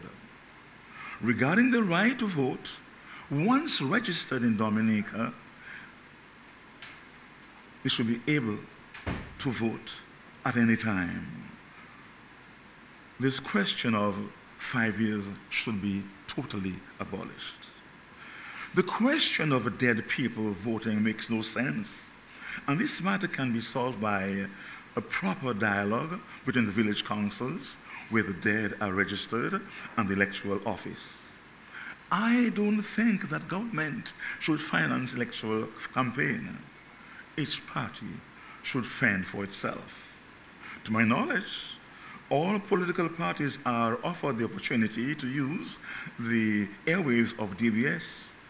But if certain individuals use it to discredit our nation and disrespect officials, then no place should be given to them. Finally, we should now do reform in terms of prayer. The consultation is not meant to be a confrontation, but a friendly exchange to modernize our electoral system and for personal, not for personal or political power, but in the national interest. I'm priest, not to elevate myself, to love people as they are. Because the reform will only be successful through prayer. And the Prime Minister said he'll be a pastor after he leaves office, and that won't be in a hurry. Prayer is important because all, especially religious leaders, should pray more so that they may not practice and preach violence or civil disobedience, rather talk about justice, compassion, mercy, and national pride. I am not happy what people turn themselves patriots. They are haters of Dominica. Integrity, therefore, should be the norm. A major reform should consist in the respect given to all parliamentarians, and particularly to the leaders of political parties, by us, men of the cloth. Complaints are here and there that we don't always respect our politicians when it comes to church. Perhaps, hopefully, will not inflict spiritual injury or spiritual surgery on our people. May God bless us. May God bless Dominica. May God anoint this consultation. Amen. Amen. Thank you, Monsignor Thomas. Can we hear from Mr. Severin Mackenzie? And he would be followed by, I think, yourself.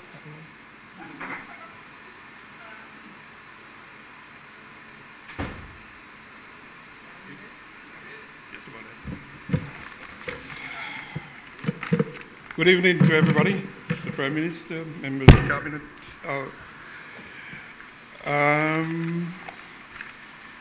Having been one of those who engaged Sir Byron immediately after he was engaged to undertake his assignment on electoral reform, I thought it was important that I should maybe lend my voice to the discussion on electoral reform. And when we engaged Sir Byron, in fact, I was the president of the Dominica Business Forum and also the president of the Dominica Manufacturers Association. So right now I'm only the immediate past president of both organizations. In 2019, in January 2019, I was part of the electoral reform group that spent quite a considerable amount of time reviewing the electoral legislation of Dominica and came up with a comprehensive report in 2019, which was presented to the OAS, CARICOM, and the CARICOM Secretariat. And copies were in fact made available to all political parties and circulated online. In the process, we met with all representatives of all political parties, including the Freedom Party, EWP, and the Dominica Labour Party. But before I just go into the brief remarks that I would like to make, I would just like to ask some questions with regards to the process that we are involved in right now. Will the contributions made at these consultations be given favorable consideration in the final legislation? If so, how will this be done? Is the ruling party and government the ones responsible for the preparation of the final document? Will parliamentarians be allowed to vote their conscience based on the decision taken by their respective constituencies? Is this exercise a fait accompli and all this talk just a formality? Will a broad-based committee established to prepare the final report where all ideas will contend so that we could come to some level of consensus? Do we expect the Electoral Commission and government to change the final report after the review? With these legitimate concerns, I will proceed with my presentation, trying to avoid repeating what has been said before. I trust well documented for the consideration. It is clear that this process is really putting the cat before the horse. The person sitting as the moderator of this consultation should really have been Sir Dennis Byron, because really, in our discussions with Sir Dennis Byron, he did promise consultation. And he did say that he would have a consultation where we would review his findings before it was actually submitted to the government or the Electoral Commission. So my main disappointment to Mr. Byron is that he failed to comply with this basic promise that he made to convene the national consultation to review his findings prior to the submission of his final report. But I guess if this was done, we would not be going through this laborious exercise, but maybe it's a good thing he didn't, because at least we have some discussion with everybody at the table and ideas contending. With regards to the cleansing of the voters list, I believe that with the technology at our fingertips, we can get some school children who participate in the Create and Code programs to develop an app to clean the voters list within a week. Give them the electronic deaths list from the registry, the list of electors from the electoral office with the basic information and with date of birth, address, and some basic information. And these children will cleanse the voters list. With the list cleansed of dead people, the re-registration or verification, whichever we choose to call it, process can proceed. This process can be done on island. Anyone who wants to vote must register on island. By the way, some years ago, the Electoral Commission embarked on a registration process where some persons submitted their private information. What is the status of this initiative? Where is the equipment? Why was it aborted? Anyone who doesn't vote for 2 consecutive elections, I believe, should be automatically deleted from the voters list. But they are free to re-register, because if you did not vote for 2 consecutive elections, it means that you are either dead, out of state that you cannot vote, or you are not interested in voting. So, I believe, and with this, the whole question of having to disqualify anybody from participating in the electoral process, and the 5-year question, because automatically I believe that anybody who votes in one election, in the subsequent election, they are qualified to vote. So which means if they do not vote in one election, they do not vote in 2 elections, that's 10 years. They are either dead, out of state, not interested. So an app can actually take care of that. But nothing prevents these persons from re-registering, because it is unfair for the country to have 74,000 people on the voters list with a population of 60,000 and 40,000 voting. We have to cleanse the list to know exactly. And what it actually gives, it gives a false impression that the voter turnout was 50%. And the voter turnout was 50% because the 74,000 persons who are on the voters list were not supposed to be there. With regards to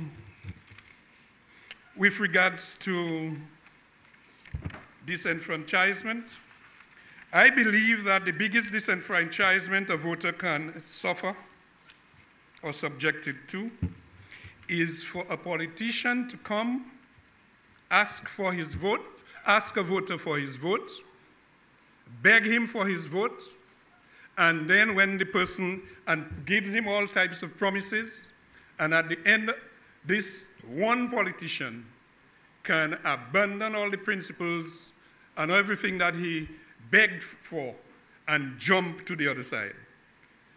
If you want to switch across the floor, I believe that candidates who win elections and want to cross should have the decency to resign and go back to the voters and get their consent.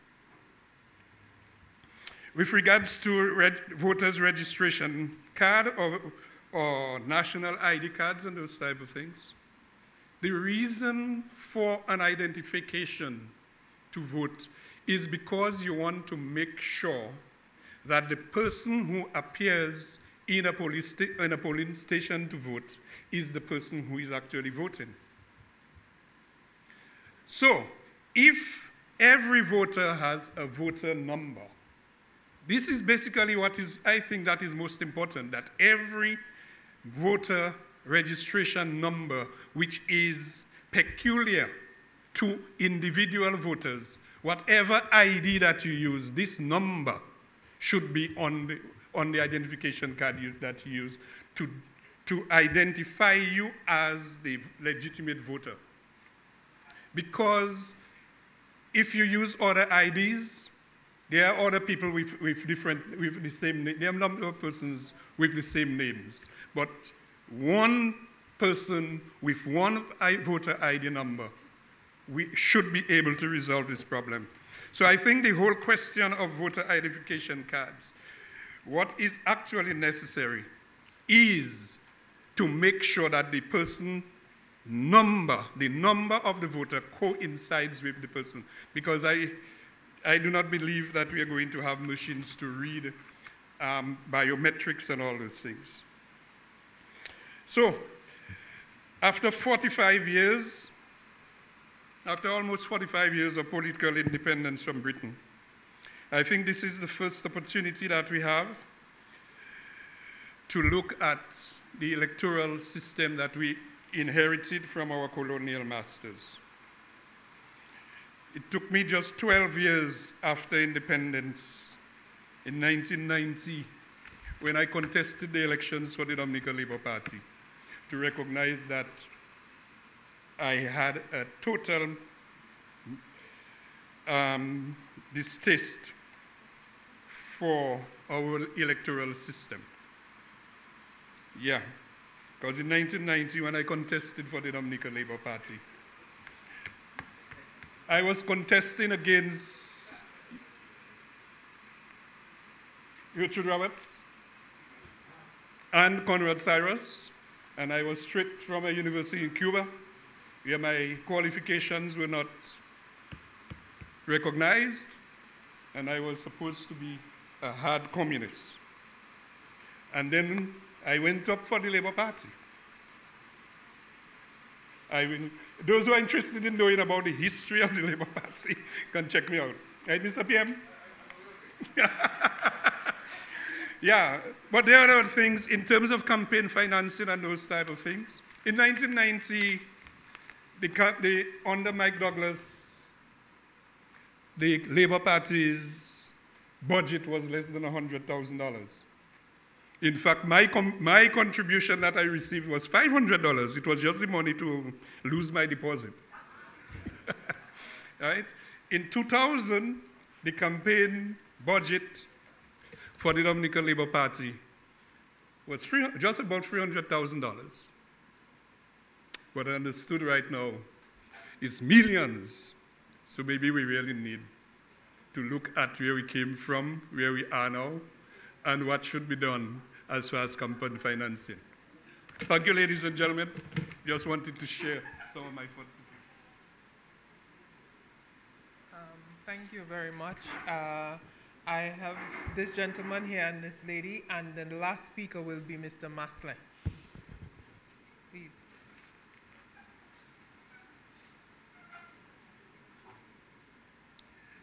Good night to all.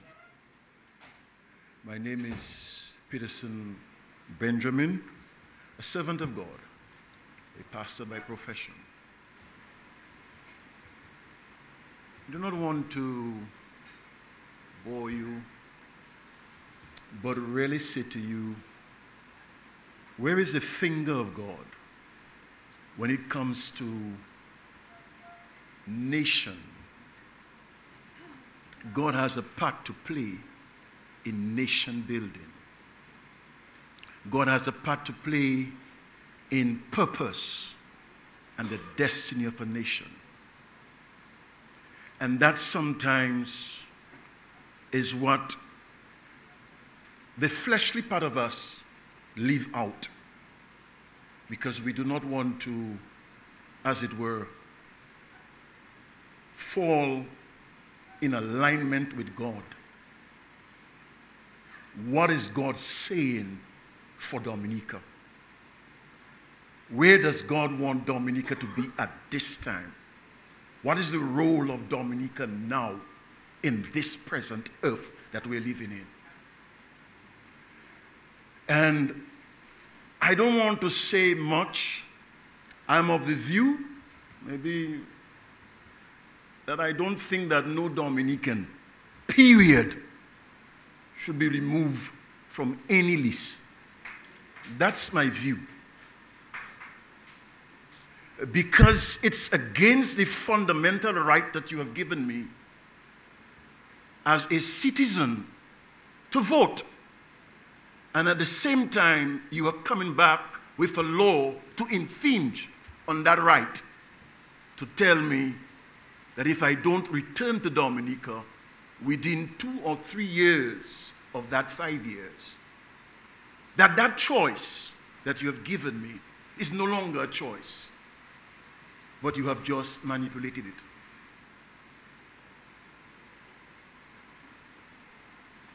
I had a little time reading, and I found it strange that a voter ID card could have more life than the actual right to vote. That the recommendation on Mr. Dennis Byron, Sir Dennis Byron, is saying that he's giving a recommendation to vote on an ID card for 10 years, but I have 5 years to remain as a voter.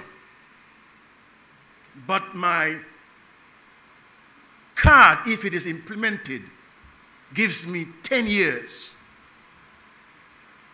I don't know, I'm not an expert, I'm not a legal person, but I found that to be very strange. It is in the Annex 6. And I found that strange.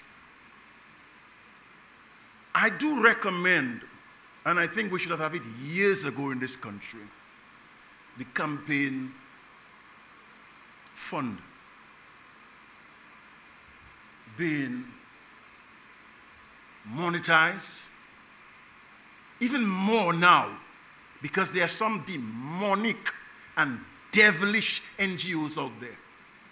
I put it straight to you, I don't have time. I'm a preacher, and I will tell you the truth. There are some demonic NGOs outside there that gives us and now tells us that there is a free gender. It's no longer male and female, there's a third gender. And they are now pushing educational books. This is serious. This process that we are in is more serious than we're taking it. We are there sitting and discussing United Workers' Party, Labour Party, and we are not looking at the purpose of Dominica, the destiny of Dominica. What is Dominica's role in this season? What Dominica has to show? What do we have to give when other nations are seeking to shut us down?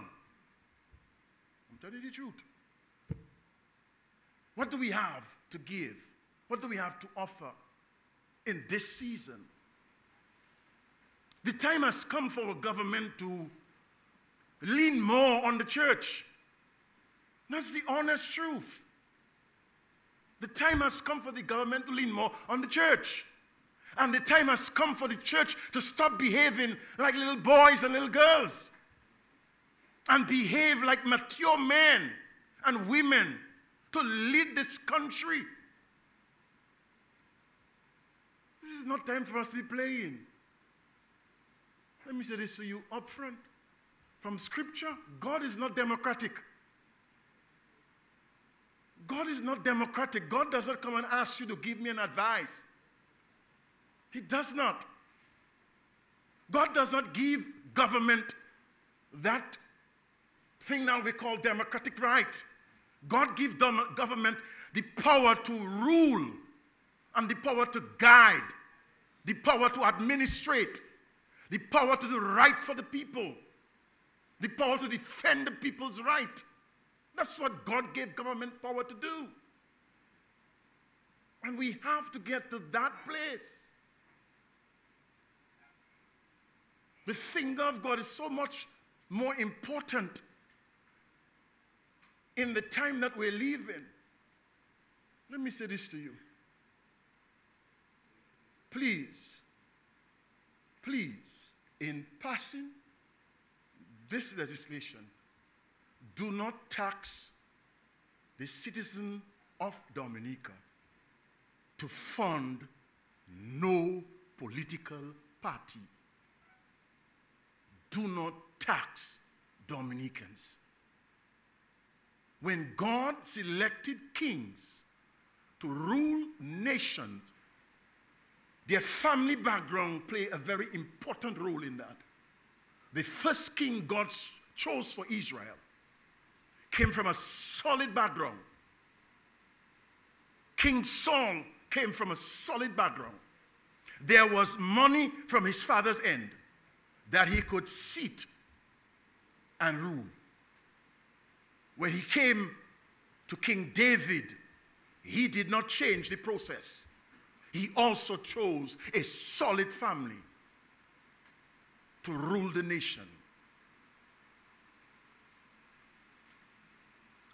God is not interested in what you call or what I call terms in office. God is interested in appointment, anointing, call. That's what God is interested in. And if God has called this prime minister that's sitting here, who's absent at this moment, if God has called him to rule this country at this moment, then let God's will be done. And if God has decided that in the next election, that God has decided that it is time for him to move, let God decide that. But not you and I telling God how to do his business. God has his way of selecting men and women to rule nations. And let me remind us of our history. The first man that God chose to turn around the political realm of Dominica was our first premier, Edward Libler. When he came on the scene, he gave Dominica direction where it should go. When his term came to an end, God raised another poor man in the name of deceased Patrick John. He raised him to fight and to champion the cause of independence. When that was done, God raised another poor but educated woman, Eugenia Charles. When that was done, God put her down. And God raised a man. He gave him a short tin.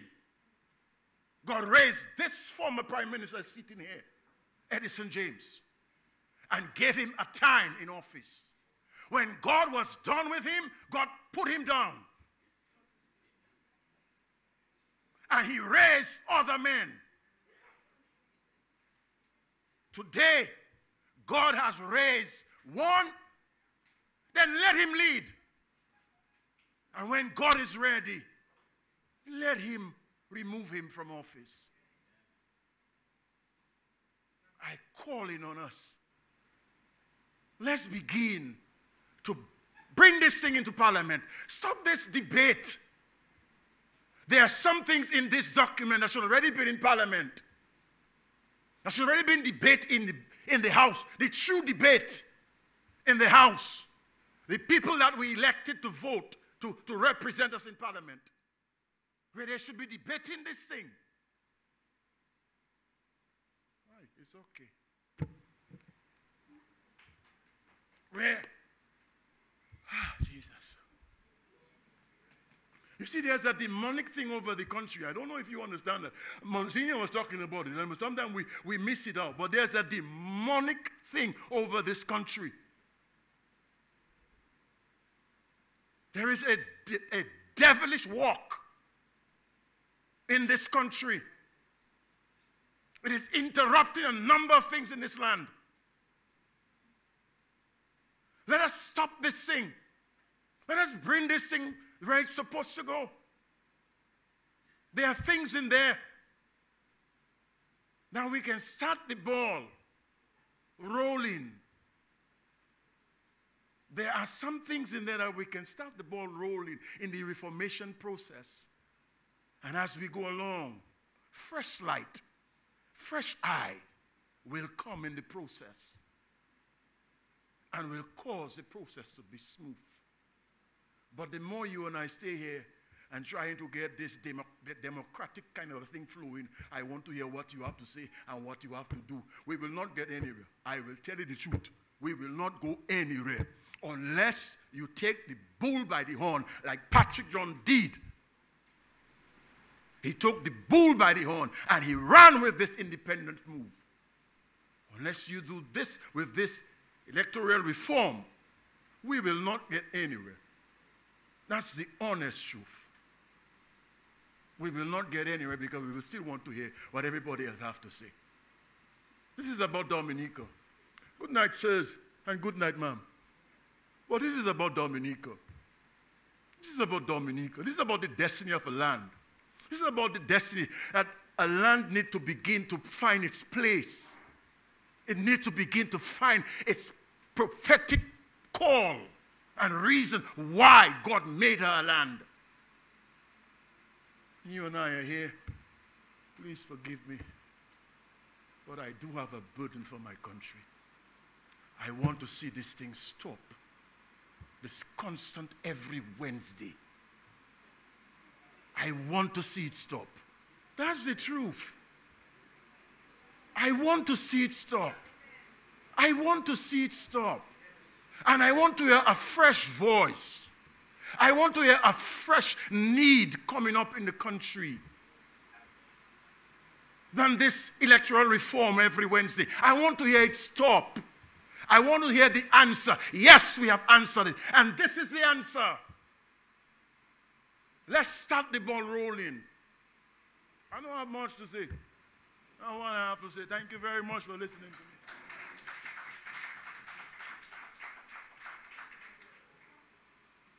Thank you very much, sir.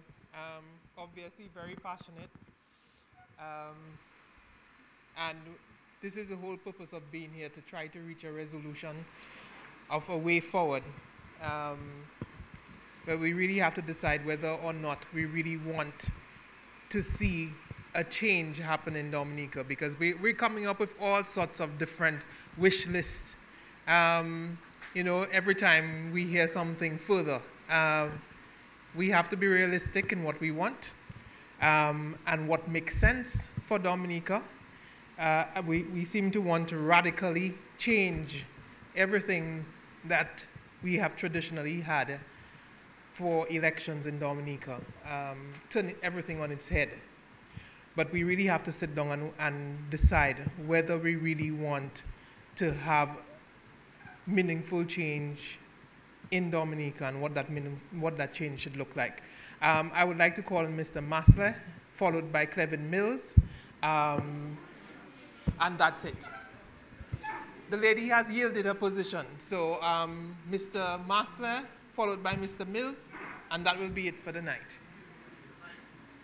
Can we have the mic, please?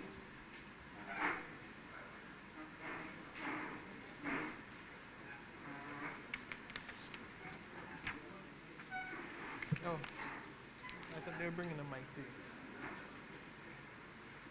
Good evening, everyone.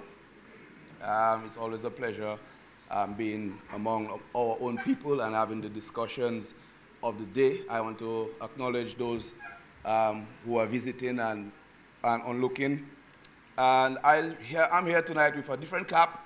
I represent Dominica Cricket Association, so that's why maybe I'm a little less cladded this evening. Representing a sporting entity or organization. And one of the main areas for us is that we realize, even in our constitution as an organization, there are certain limitations for our players. For example, players who have not participated in our Premier League, they would not be able to be for national selection. So what it does is limits individuals living abroad. If they do not come to play in our leagues, then they are not able to be selected for national. Now, if you put that vis-a-vis with the issue of residency, we as Dominica Cricket Association welcomes the voting rights for any person who meets the residency requirement. And that is something we may have to discuss, as the legislation said, 90 or 50 days, whichever we want to up to. I think Dominica Cricket Association wants to really extend the best wishes to the government on that exercise of electoral reform. Bearing in mind, the issue of sports, there's the non-alliance for any party for that purpose. And here I'm a testament of that, being the deputy leader of a political party, but still leading the national organization and trying to walk that thin line, because at the end of the day, every action, and it's not an easy task, but every action that I take have to ensure that it is surrounded around the national flag. It is not about alliance to what person or that person's political preference. We believe in the principle that no matter you have one view and the person has a different view, all of the views should come towards the benefit of national improvement, national development, and it should stop at that.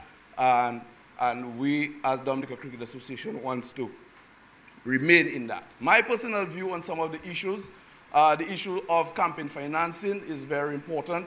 The general discuss here is, once that financing is attained, how does it impact or impede on the discussion of our sovereignty as a nation?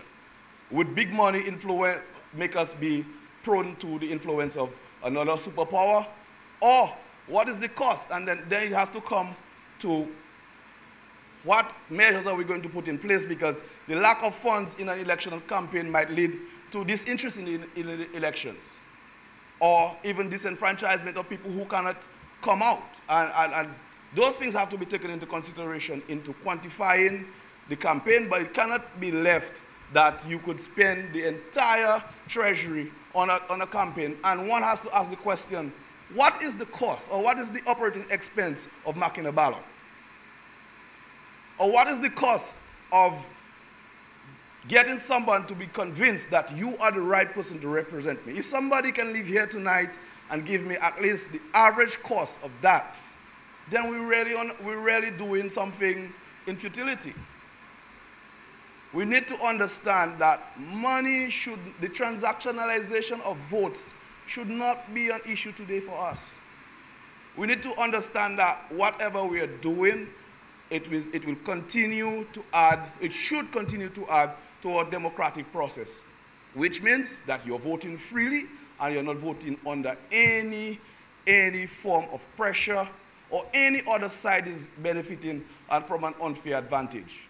And once we can do that, we would see our country blossom. So I don't want to go in all the fancy language and all the discuss. I'm just saying we are doing a right process by bringing people together to determine what is best for Dominica, and it should stop at that.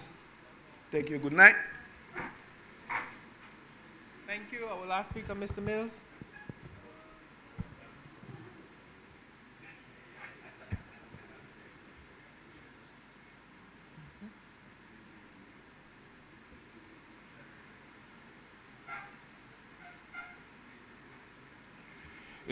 Good night, everybody.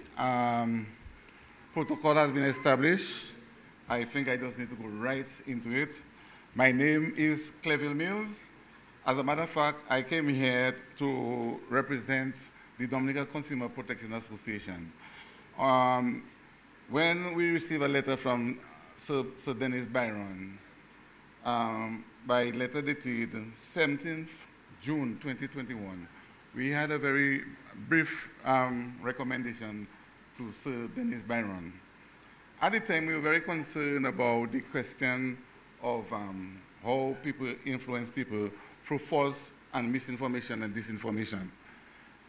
You would realize that the reason why we are here, it is because we are laboring under some misinformation that an email where it was decided that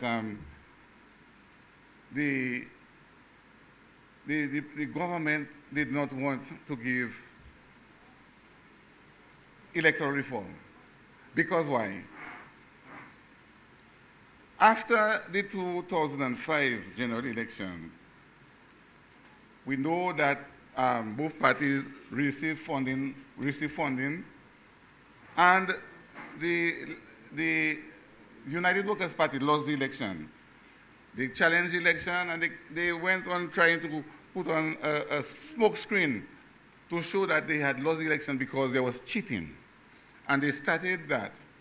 So the strange thing is that I must say we must look at it in the context of the history. So after that, there was a foiled attempt by the minority on the Electoral Commission to suppress the votes of electors who generated their livelihood in the diaspora. Remember, that attempt was by the Electoral Commission, unlawfully I would say, because there were 2 members in the minority. They took a decision to do electoral reform, total re-registration. I think that's when senior counsel said there was madness taking place in the at the Electoral Commission. So, because as a senior counsel, I don't want to really defend him, but what I understand, he realized that that process was not proper. There was no consultation, as we are having here now. And there was an attempt to pass re-registration laws. So that went on, and based on that, they took it on further to say that the government did not want to give free and fair election.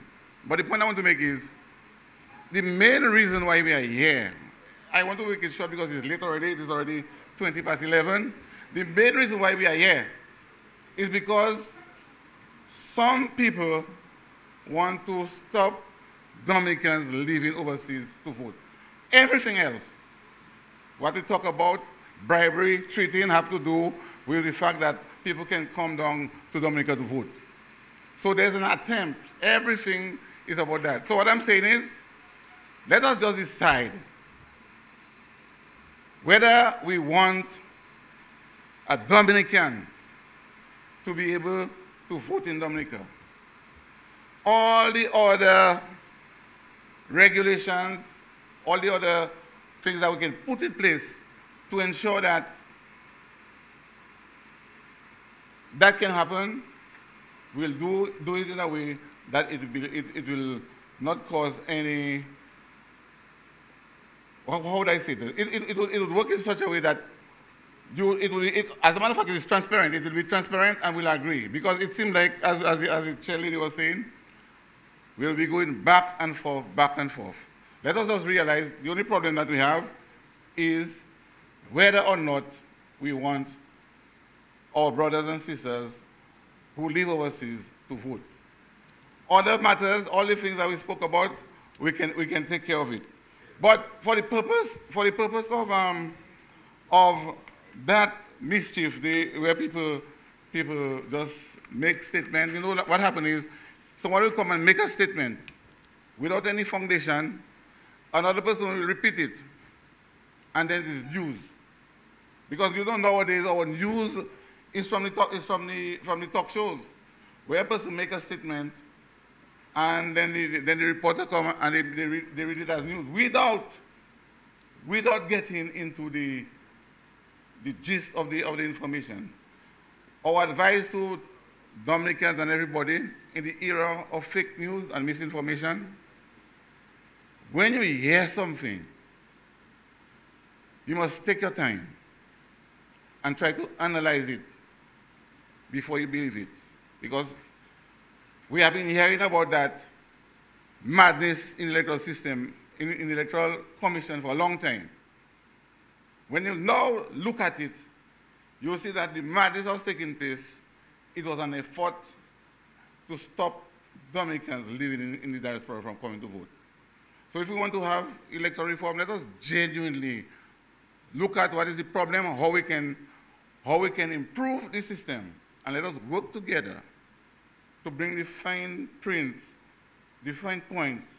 And I think we'll stop that debate and we'll be able to have a conclusion as to the things that we want in a faster way. So that's all I want to say in this late time. It is already 25 past 11. Thank you very much, and I just want to say thank you to all the groups, associations, organizations for joining us tonight and for your frank and open discussions on the issues. This is a very important process, and we thank you for your participation. We hope that as positions are being collated or being thought of, we can identify what are the really key issues that we want to take forward that make sense for us now. There are many suggestions that are being made that would require constitutional changes. The Constitution is the supreme law of the land. I would suggest that we do not approach the amendment of our Constitution lightly. There are some key things that we could take forward in our electoral legislation to address some of the issues that have been identified. So if we can probably try to focus on that so that we can actually seek to reach some level of consensus on something that makes sense for everybody for us to take forward. So I want to thank as well the ministers of government who are here with us tonight and every night, and the observers, our stenographer, cameramen, broadcasters, and everyone who makes these consultations possible. So I wish for us to continue to have the conversation, but have it in a constructive way so that we can actually reach a point where we can bring something to the parliament that makes sense for all Dominicans. Thank you. Have a safe journey home. We have some refreshments in the room next door, so please